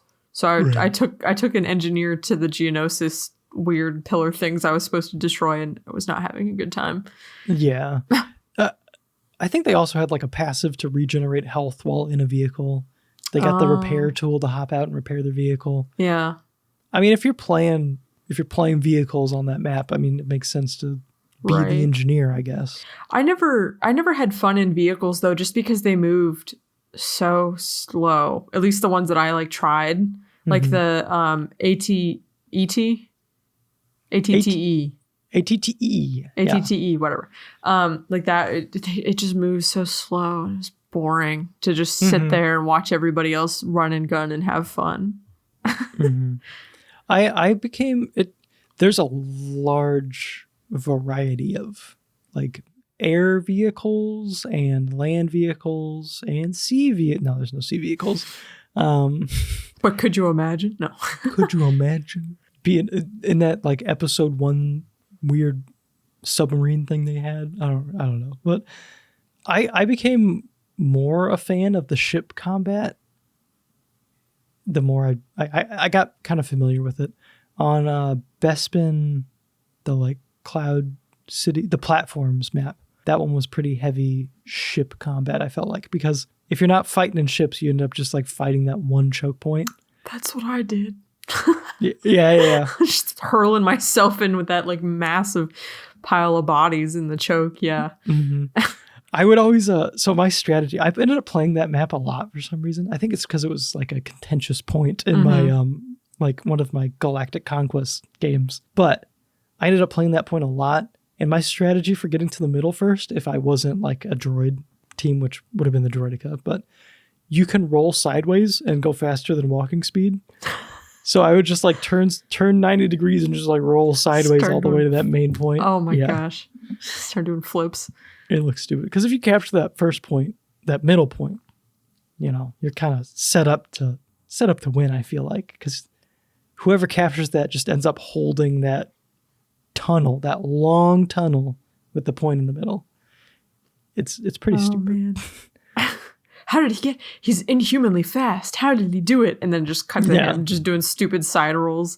The game needed a sprint button. I believe that the second game does have a sprint button. Oh, see, that's what I really missed. I think I texted you and I was like, "Can I sprint?" I also was like, I thought I could sprint in this game. It must be the second game. Okay. But yeah, no sprint in this game. Oh, what were we talking about? Vehicles and stuff. Yes. The pilot mainly, but yeah, I became more a fan. One thing that I do like about this game is how it combines the ship combat with the ground combat, which I feel like is something that the second game doesn't do. I remember it having like ship battles, like you like dedicated pilot, battles, yeah, which was fun. Oh, I loved those.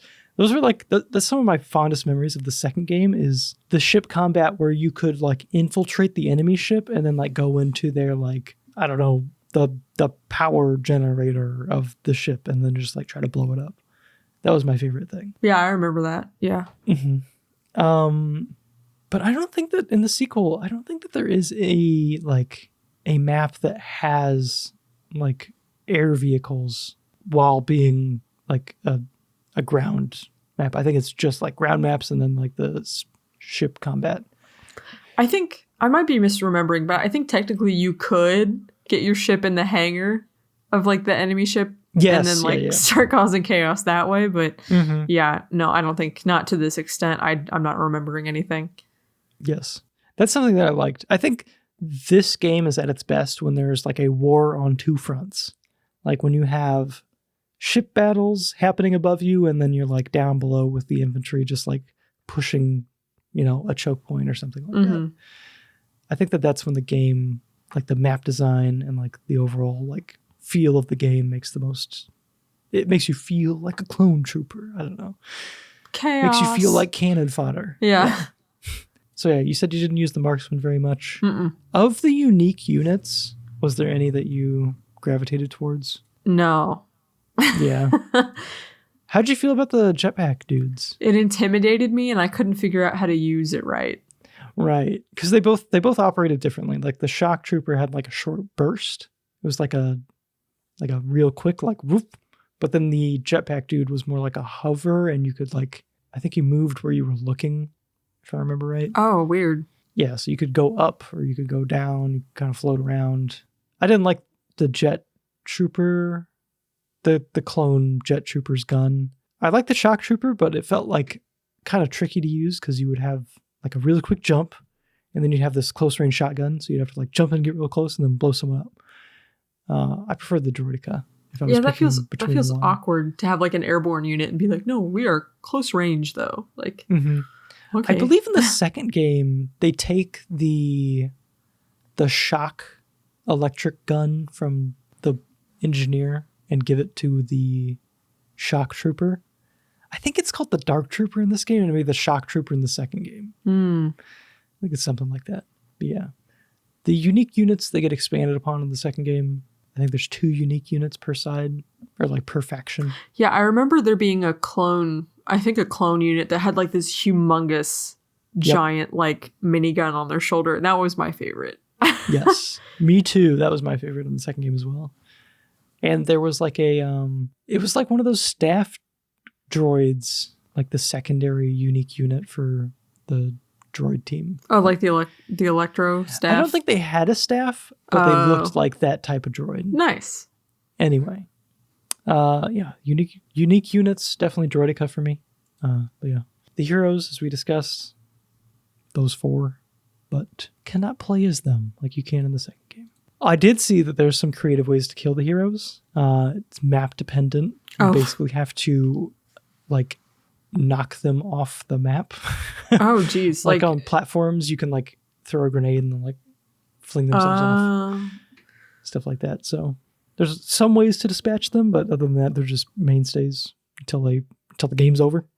I thought I read something that said when you get 20 kills, or when they get 20 kills, that they just cease to participate, but that did not appear to be the case. I've got my 20 kills. I'm gonna turn in for the day. Yeah, I've met my kill quota. Mm-hmm. Did you feel like there were any balance issues between like droids versus clones, or rebels versus Empire? No, I don't think so. I think one of the maps that gave me the hardest time, it was for the Galactic Civil War side. And it was I remember it was very green. It's like a foresty, jungly area, and it was symmetrical. Yavin? Or was it, okay, was it the arena? Okay. There was like, it was symmetrical, so it's like you start, right, and you're like within these like two temple pyramid looking things, and then there's like a pit in the middle that's the like, arena on Yavin 4. That I had a hard time there for some reason. I think that was one of my least played maps, but it was kind of interesting. There was like a maze-esque thing happening, which is like cool, I guess. I didn't play on it enough to really feel out the intricacies of it, though. Yeah, I kept getting like obliterated there for some reason. I don't really remember like what I was doing wrong, but it just was not working out. Mm-hmm. That was definitely an interesting map. There's something like, I found the maps to be like fairly simplistic in like a charming kind of way. Mm-hmm. Yeah. Like there was some sort of like, I don't know, like early shooter, like it's very simplistic and there's some charm in that for me, I guess. I don't know. As far as balance issues go, I feel like the droids are probably the best class, like having played them.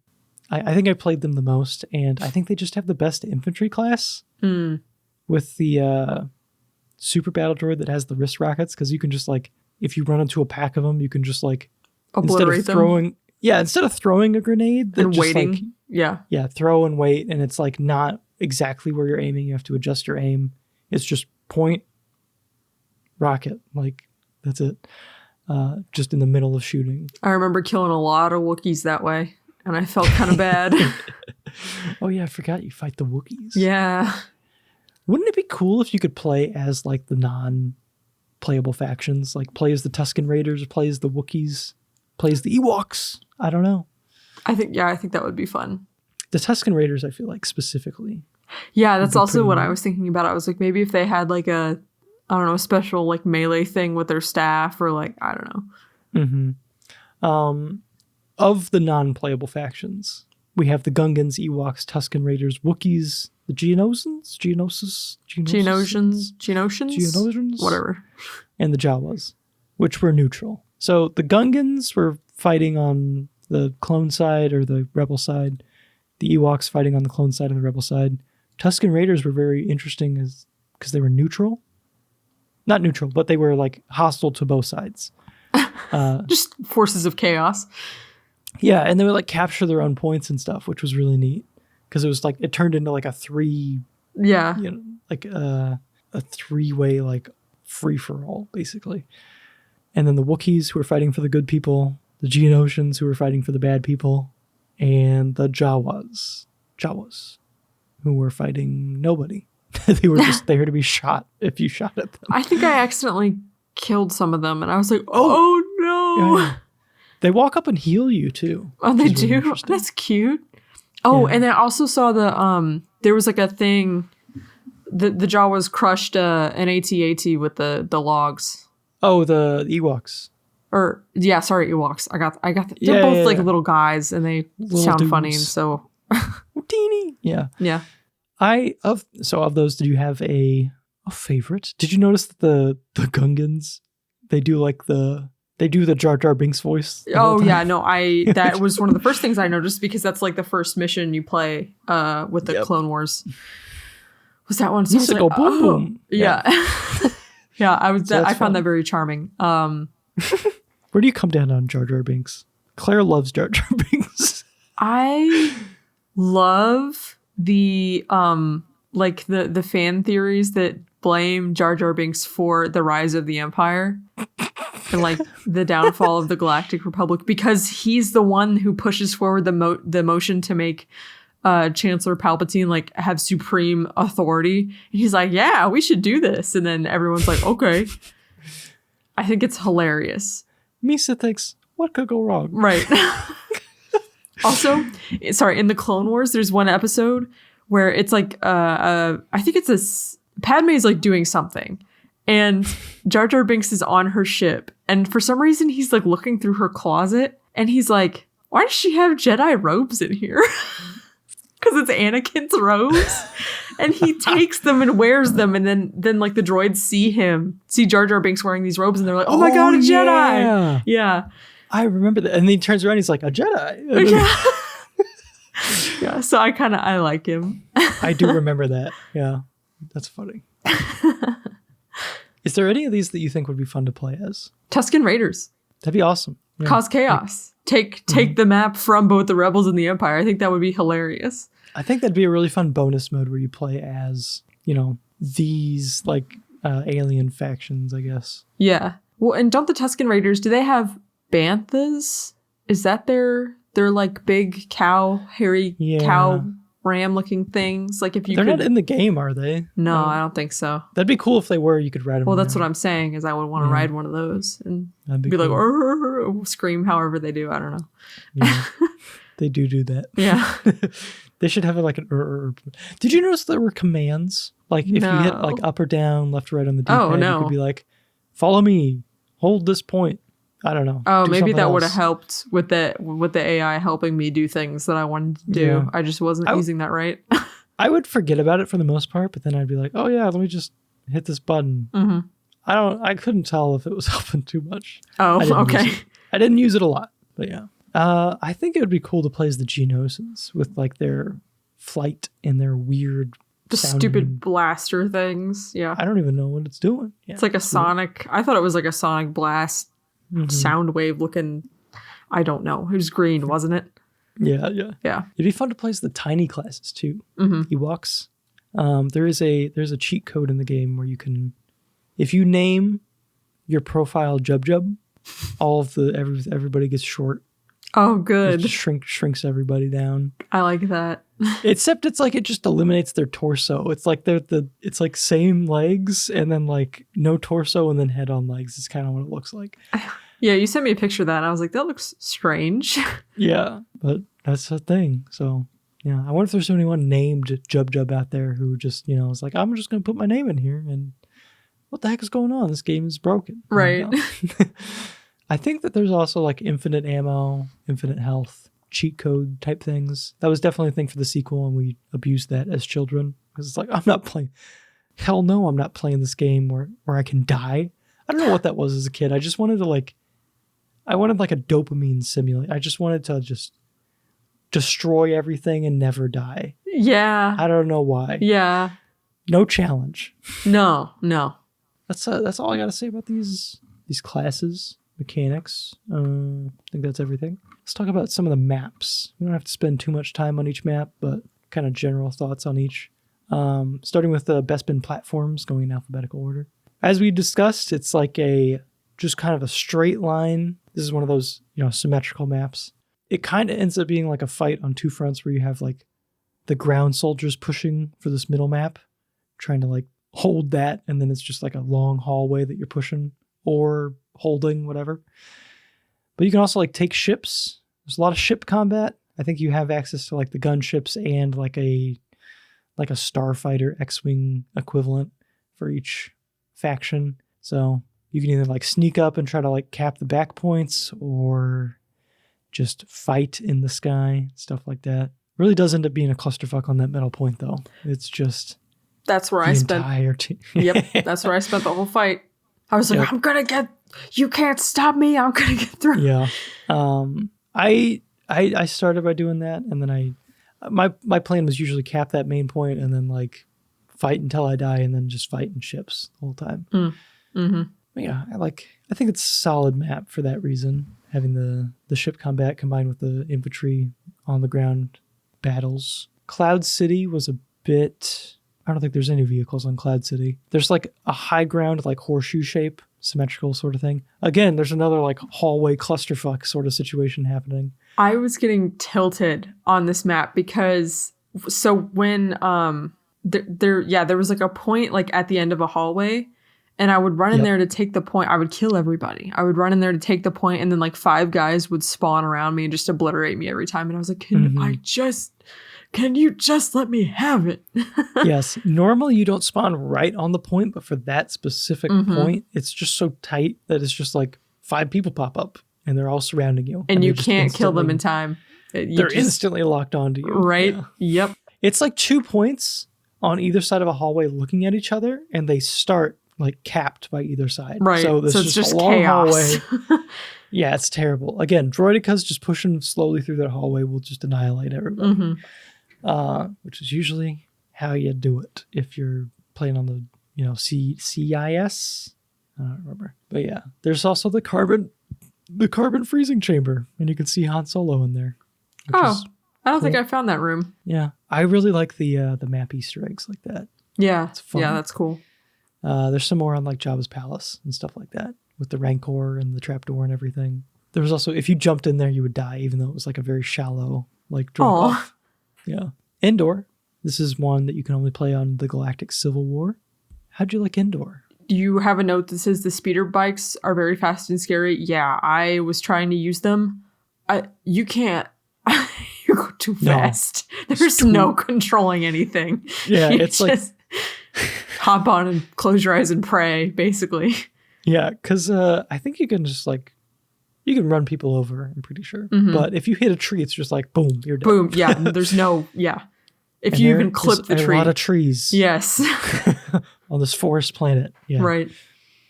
So the goal was to like as the rebels, you're trying to make your way to that shield bunker. I think it's always like a shield bunker thing.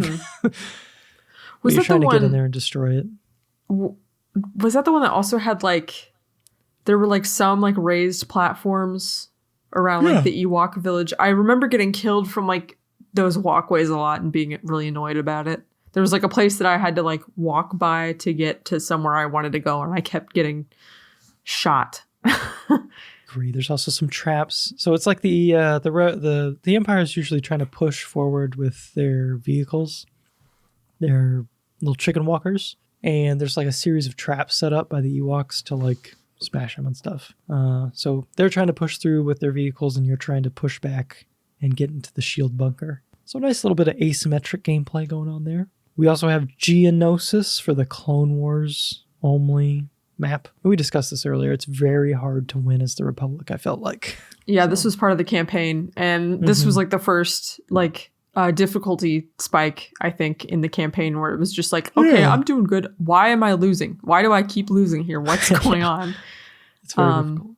I think what makes Even it so when you play hard... Right. Oh, yeah. I think what makes it so hard is like there's like the spire thing in the middle, and all around the outside of these turrets, and they just obliterate your guys, and you have to like fight uphill to get to the turrets, and it's like a whole thing. It feels like a very wastelandish kind of map. Like there's certain maps in here that don't feel particularly inspired, like Naboo Plains and stuff like that. Oh yeah, that was kind of lame. It's just a wasteland. I mean, to be fair, it looks like a wasteland in the movie, so yeah, it's just like a flat lawn. That's fair. That's fair. But this is kind of wastelandy, with that spire bit in the middle being the exception. And I don't know, it just felt like too big to like get around. Like you'd make your way to one point, capture it. It's like, oh, we lost that other point. Yeah, and since you couldn't run, and like the AT-ATs were slow, so it's like, okay, I have to spend forever running from point to point, and then there's a decent chance that you get gunned down between points, and it just made it really frustrating. Yeah, I agree. Moving on to Hoth, another Galactic Civil War only map. I think this, of the asymmetric maps, this is one of my favorite, because I don't know, I just like Hoth as a just as a battle in the Star Wars universe too, like using the tow cable on these like snow speeders to like wrap around the AT-AT. It's just a fun interaction between the two. Like you have a it's a David and Goliath type situation happening where you have this very like easily destructible and I don't know, not very versus like the big hulking vehicle. So what about you? I did not realize that I could wrap the line around the AT-ATs to take it down. It was a little tricky. You had to, so it's a 2-seater, that snow speeder. You can fly or operate the tow cable. Oh.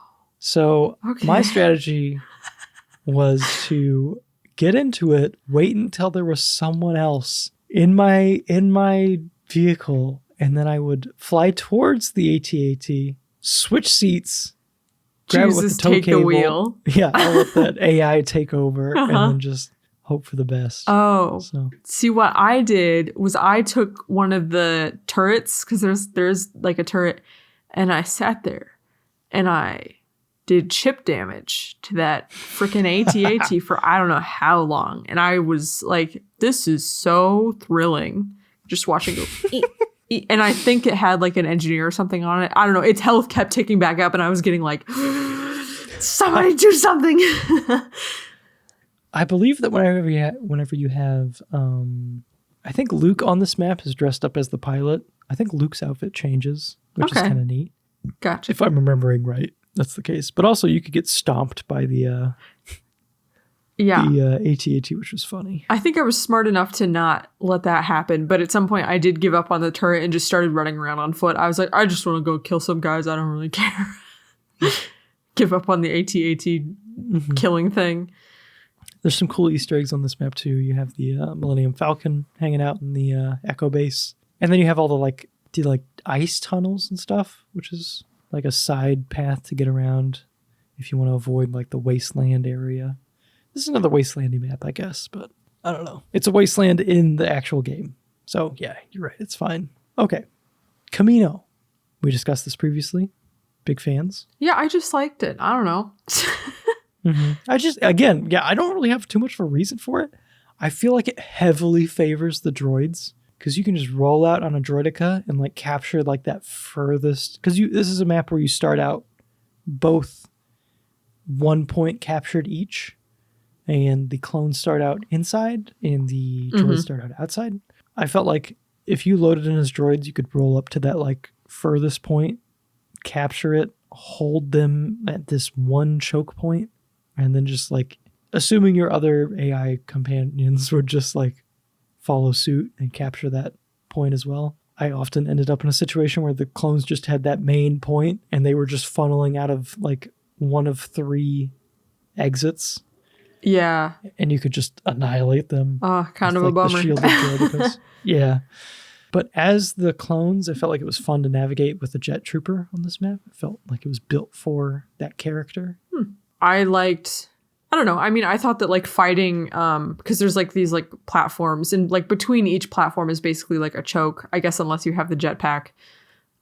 Just because like that's like your only way to move between platforms. And I thought it was like satisfying to take those platforms one at a time, and I just liked it. It's fun, neat. So moving on to Kashyyyk, the islands. We mentioned this before. Oh, one point I wanted to bring up is I believe the water is just straight up like impenetrable. Like if you're trying to shoot at someone in the water, you have to shoot like at what's above the water. Yeah. Otherwise it just won't hit them. Yeah. Which is hilarious. Like I think you can I just died. hang out in the shallow water there and just be invincible. Yeah, I think I died that way a few times where I was trying to go for somebody in the water and they shot me and I was like, oh, okay. Yeah. It's there's various sections on both Kashyyyk maps where that is applicable. Yeah, we mentioned the islands earlier, so I won't rehash too much of it. The docks as well. How'd you feel about the docks? I didn't like them. No? No. Were like attacking more so, or either side? So I think the campaign is you defend.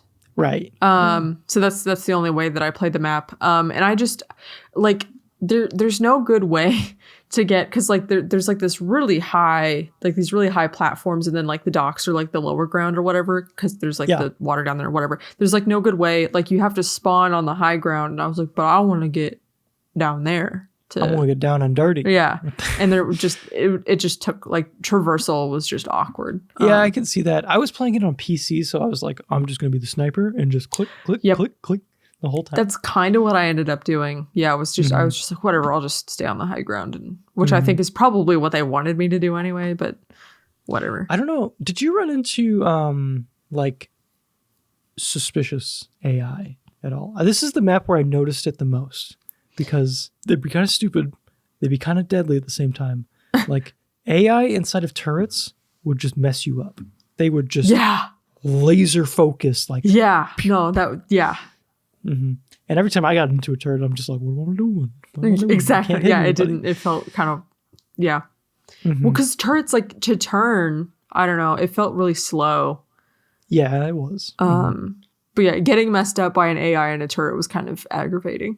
Yes. Also, and you may not, since you didn't snipe too much, you might not have noticed this, but there is like 100%. At first I'm like, maybe they just dodged, but there's just like something in the enemy AI to just occasionally dodge shots the millisecond you shoot them. Like some sort of spider sense that just like, they dodged the shot. They're like, force sensitive. Yeah, they're force. Force sensitive droids. Yeah. Right. Yeah, I don't know if that was like, it kind of felt like if I shot too many of them, like it was never like, oh, I've been shooting at them and they just dodge. It's like I'm lining up a shot. I'm like on the other side of the map, dodge. And it happens frequently. Yeah, that's not the only game that does this. Something similar like that happens in, which one? Skyrim? I think it happens sometimes in Skyrim. Yeah, where you like line up a bow shot and the enemy knows you're there, or you might be like in caution or something, and they will just like inexplicably slide 5 feet to the left or the right, and you're like, excuse you? Yeah. But anyway. Yeah, that was like, so that, but also on this map specifically, I noticed basically every time I played this map, it would end with there being one reinforcement left on the enemy team, and it would always just be some droid who was stuck on the outside of the docks. Like they fell off and they were just standing still or something. Oh, they just didn't know what to do. Yeah. He confused. So that happened a lot on this map. Planes, you already touched on. Theed, I guess how you say it, which is like the Naboo City map. I think that's one of my favorites visually. I think it's like a very pretty map, and it's also like it's a symmetrical map, but there's like some unique sections of it, like that fountain area, the sort of archways getting to it and stuff. I liked it. I remember liking this one visually. But I guess I sort of like how the city looks in the movie too. So yeah, it's a nice place. Yeah, I don't remember. I mean, fighting like in the like having the cover and like the tight spaces like between the streets was kind of nice. I don't really remember. I mean, that was like the first map, one of the first. Well, I guess after the planes map, this would have been the next one. So it's kind of hard for me to remember that far back, but it's okay. And there's no super battle droid yet, so you have to play as the regular battle droid. Yeah, it's interesting. So Renvar next, the harbor, which is the one with the AT-AT that moves on one side, and then you have the ice caverns off to the other side. So it's like, again, you have like a war on two fronts with either being in the walker trying to make it progress, or holding off the walker by just like doing steady chip damage against the vehicles and stuff like that, or fighting in that ice cavern, or just holding it or something, which was, it always felt like a very like immovable object, unstoppable force. Like there always, no one made it past the ice caves in that. Like it was just like, yeah.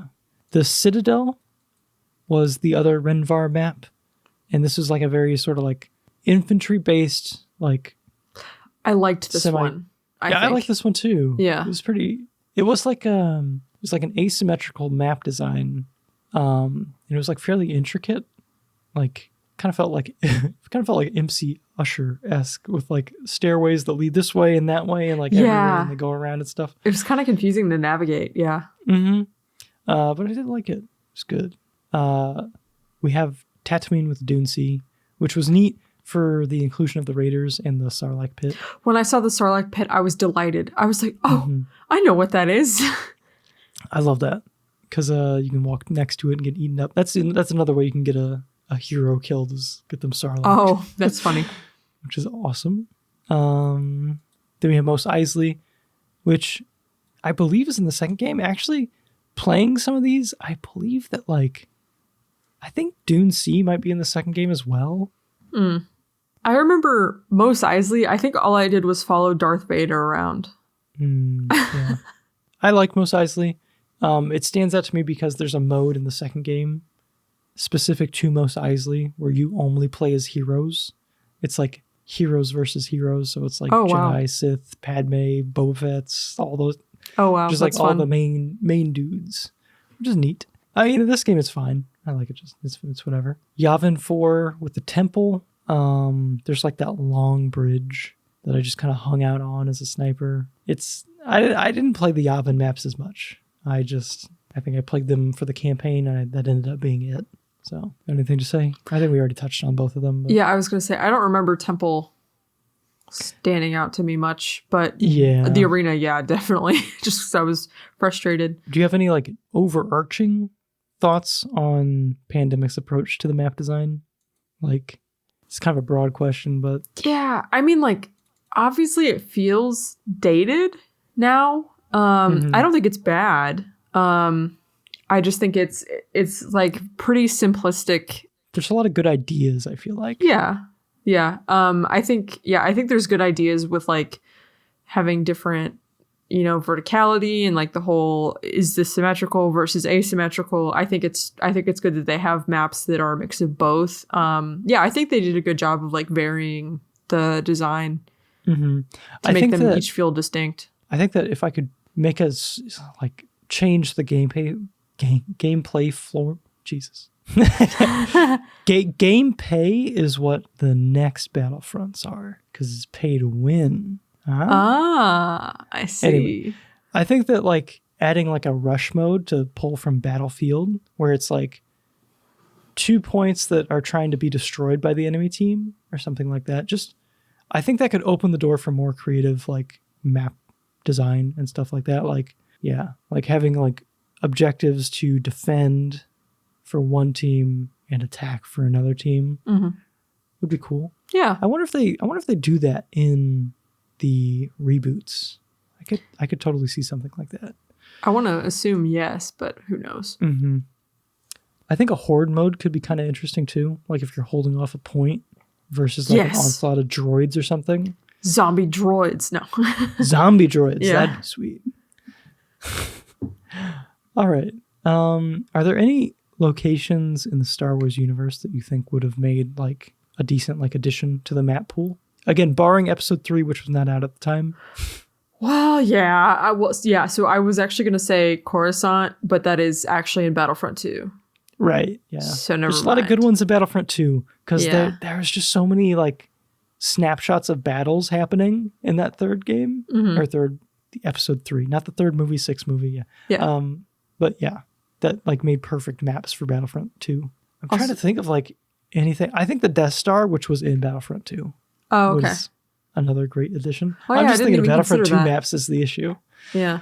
I think I'm trying to think of something that isn't in Battlefront 2 that would have made a nice addition. Yeah. I think this was a planned map, I think.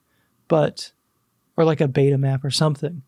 But that underwater area on Naboo. Oh, yeah. Could have been a fun Camino-esque map where you have platforms to move between. Because you could have had the equivalent of ship combat, but it's just underwater. So you have aquatic vehicles that are like flying around as well. Could have been interesting. It would be so sad. Never mind. What am I saying?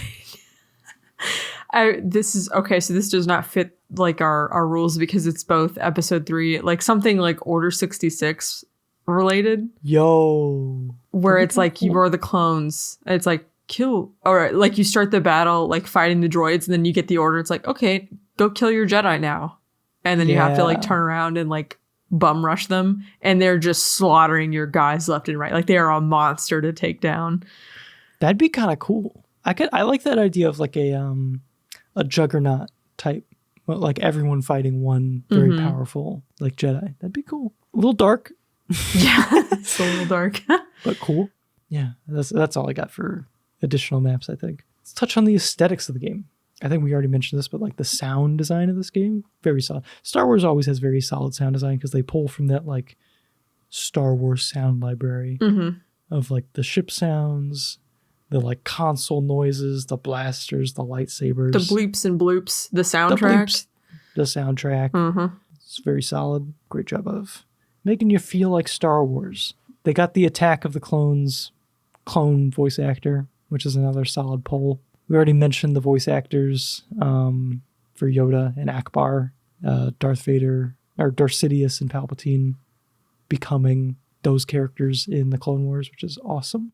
I mean, I don't know if I have too much to say about these things. I will say it's a fairly like, I'm playing it on a PVM, so everything's kind of like looking prime, but aside from being a little ghosty, I feel like I noticed some ghosting happening with this game specifically, smearing and stuff like that, but it's a very like visually pleasing game whenever played in like ideal conditions. So like it holds up pretty well for the time. Yeah. Anything to add to the aesthetics? No. All right. So real quick, the multiplayer, which we didn't get to experience because we were not playing this game in 2004. This game supported like online multiplayer, which varied system to system. On PC and Mac, you could have up to 64 players, which I believe is just the entire like playable, like the entire, I think there's always 32 versus 32 happening. Maybe. I don't know for sure. That's a lot of people playing this game. That is a lot. I don't know what the online scene was like at this time. I don't know. This was like the early days of online multiplayer and stuff like that. So like early Xbox Live and stuff. But PC up to 64, Xbox up to 32, PS2 up to 16. So got the short end of the stick there, but I don't know who was playing this game online on the PS2. It didn't really have like the interface for it or anything like that. You needed like that network adapter. Yeah, so that was probably out of the question for most people. Split screen. So it seems like the modding community has like kept this game alive on PC, like with multiplayer servers and stuff like that. So it seems like to this day, you're able to play this game online with other people. I don't know what server sizes are looking like nowadays, but I don't know. That may be something to look into if you're a fan of the game. Yeah. I didn't dive too deep into it, but throwing it out there. All right. So let's dive into the recommendation section. You can play Star Wars Battlefront 2004 on the PlayStation 2, Xbox 360, Xbox One through backwards compatibility, PC through Steam, and Mac somehow. No idea. You might need a literal disc to play it on Mac, but maybe you can do it. Morgan, knowing what you know about the different versions, is there one that you would recommend over the other? I mean, based on what you said about PC, probably PC. Yeah. Like, I don't know. I mean, like, it doesn't add too much. You get like a bonus map. It's like the most accessible version of it, I guess. So I also recommend PC over the PlayStation 2. Heresy for this podcast, I assume, but yeah, that's what I would go. Do you recommend the game in general, though? Is this like something worth playing for most people? Yeah, I think it's a fun dopamine simulator. Yeah. Also, go ahead. Oh. No, you. I was going to say, I think that this game would be a lot more fun, even if you were doing split screen with a friend. That way you have someone aside from the dumb AI to like strategize with and like try different things and come up with ideas together and just enjoy some fun times. I agree. It's a fun multiplayer game. Yeah. I think that we haven't covered the second game, but I feel like the second game kind of makes this game somewhat obsolete. I do think there's some things this game does better potentially than the sequel. But I think Interesting. by and large, the sequel is just a better version of this type of game. But yeah, I think it's all in all like a very solid shooter. I think of the shooters we've covered, this may be my favorite. Like compared to like I don't know. Actually, I'd have to think about it. But like, it's a very fun, just simple multiplayer. Live out some of the Star Wars battles with some crispy PS2 graphics. Quispy. Morgan, does this game need a remake? It already got one, but does it need another one? I don't know. Like an actual remake of this specific game. I don't know. Yeah, it's whatever. I don't trust people to make good multiplayer games nowadays. No. So yeah, I don't know. They could do it. They already did it. I don't know with Battlefront. I don't know what's happening to Battlefront. It's like a good idea, play as the clones, the droids, the Empire, the rebels, but it's EA, I guess. I don't know. Yeah. I don't freaking know. What do you think's next for the series, if you had to guess? God knows. I don't know. I think it's dead, honestly. Like, yeah. Maybe there'll be another reboot in 10 years, but right. I don't know. I mean, the Fallen Order sequel is coming out soon-ish. Right. The Fallen Order was well received. Yeah, that's true. There's a lot of controversy with that second game. I think that if a new one came out, it would do well, obviously, because it's a Star Wars game. Oh, yeah, and if they didn't bungle the monetization aspect... Battle Pass. Yeah. Just slap a Battle Pass on it. That's what everyone else is doing. They should just Fortniteify it. It's like, hey, we got a Battle Pass. You can play as Kanye West in this game. Well, that's the thing, though. Why do you need a new Battlefront when you can go to Fortnite and just put on a Star Wars skin? That's true. That's true. I'm throwing up in my mouth a little bit as I'm saying this, but yeah. Why play any game when you can play Fortnite? When you can play Fortnite, when you just put on a skin. You want to play Naruto? Sasuke has a skin. Just go be Sasuke. Be Ariana Grande if you want to for a little while. This is a roleplay server between our favorite pop star girl and Boba Fett and Din Djarin and Sasuke Uchiha. Okay? Do you want to play as Dengar? We got Dengar in Fortnite. Who the hell is Dengar? It's that one bounty hunter that rolls with Boba Fett. Oh, they got him in Fortnite? Oh, I don't even know why I'm asking I don't think they do. I was okay. joking. Don't do that to me. I will believe you. Who was that one guy you said? Frick? Babu Frick? Oh, he's itty bitty though. They got Babu Frick in Fortnite. Yeah. Morgan, I'm curious. Have you seen how? You obviously know what Fortnite is because you exist. Okay. But have you played Fortnite? No. Have you seen a significant amount of Fortnite? I don't know if I would call it significant. I've seen. By significant, I mean like, have you seen like a one game of Fortnite? Yeah. Something? Okay, I was just curious. Why? I don't know. I could totally see that being something you just completely dodge as far as like ingesting it in any way. I haven't ingested it willingly. Like I'll go like watch a video and it's like, oh, this like NL streamer highlights or something, and then you get like glimpses of his Fortnite. He doesn't even play Fortnite. I don't know. I've plays somehow Rumbleverse, right? He plays what? He didn't even play that Rumbleverse game? He did, yeah. That was strange. Yeah. But I have like semi-unwillingly ingested approximately probably a couple games worth of Fortnite just from whatever. Yeah. Or, it's like some like drama video and like commentary thing and they're playing like a CSGO map or like Fortnite in the background. You know what I mean? Just stupid stuff like that. God forbid we have to focus on just one thing at a time. Right. I love that. Oh, man. Yeah, I don't know. What would you like to see next from the series? Freaking nothing, I guess. Leave it alone. EA. Yeah, I'd like for the whole landscape of like modern day multiplayer games to change before there's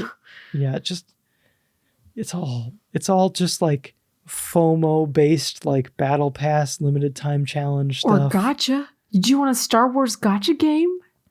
Yeah. Do you want to spend thousands of dollars to get Babu Frick? Imagine dropping $1,000 on a Star Wars gotcha game To get Babu Frick. A 5-star gold S tier, whatever the heck. It's Babu Frick. Look, he's wearing leopard print underwear. Isn't that great? I got that. Oh my god, I unlocked sexy Babu Frick. All right. That's it. That's the episode. Okay, yeah, all right. We did We're it. done here. About the Star Wars Battlefront. Yeah. All right, so Sorry, do we next- clap? Yeah, clap at the end Okay. of every game. We should do the friends clap at the end of every episode. I don't know if that was So- synced at all. I'll sync it in post. Okay. Next game, next month. Sims 2. Let's go. I'm going to Let's make give it a Babu go. Frick in The Sims. No. I'm gonna play this Babu Frick. Yeah. No idea how that's gonna go. Never touched a Sims game. Don't even know what it's about. But frick it. Babu Frick it. Babu Frick. Sorry, I can't let it go. Yeah. This is Clayton from the future. I lied. We are not playing Sims 2. We're playing Ratchet and Clank. Yeah. Thank you. Thank you for indulging us, keeping this podcast in your ear holes for like a solid 2 hours and 15 minutes or whatever it gets cut down to. Thanks for listening to the podcast. You guys rock. I don't know what I'm saying. Stay frosty. Stay frosty out there. So yeah. If you enjoy the show, please support the podcast by leaving a review or a rating. Subscribe or follow to stay up to date with what we're playing. And share the show with a friend who loves the PlayStation 2. Until next time, goodbye. Goodbye.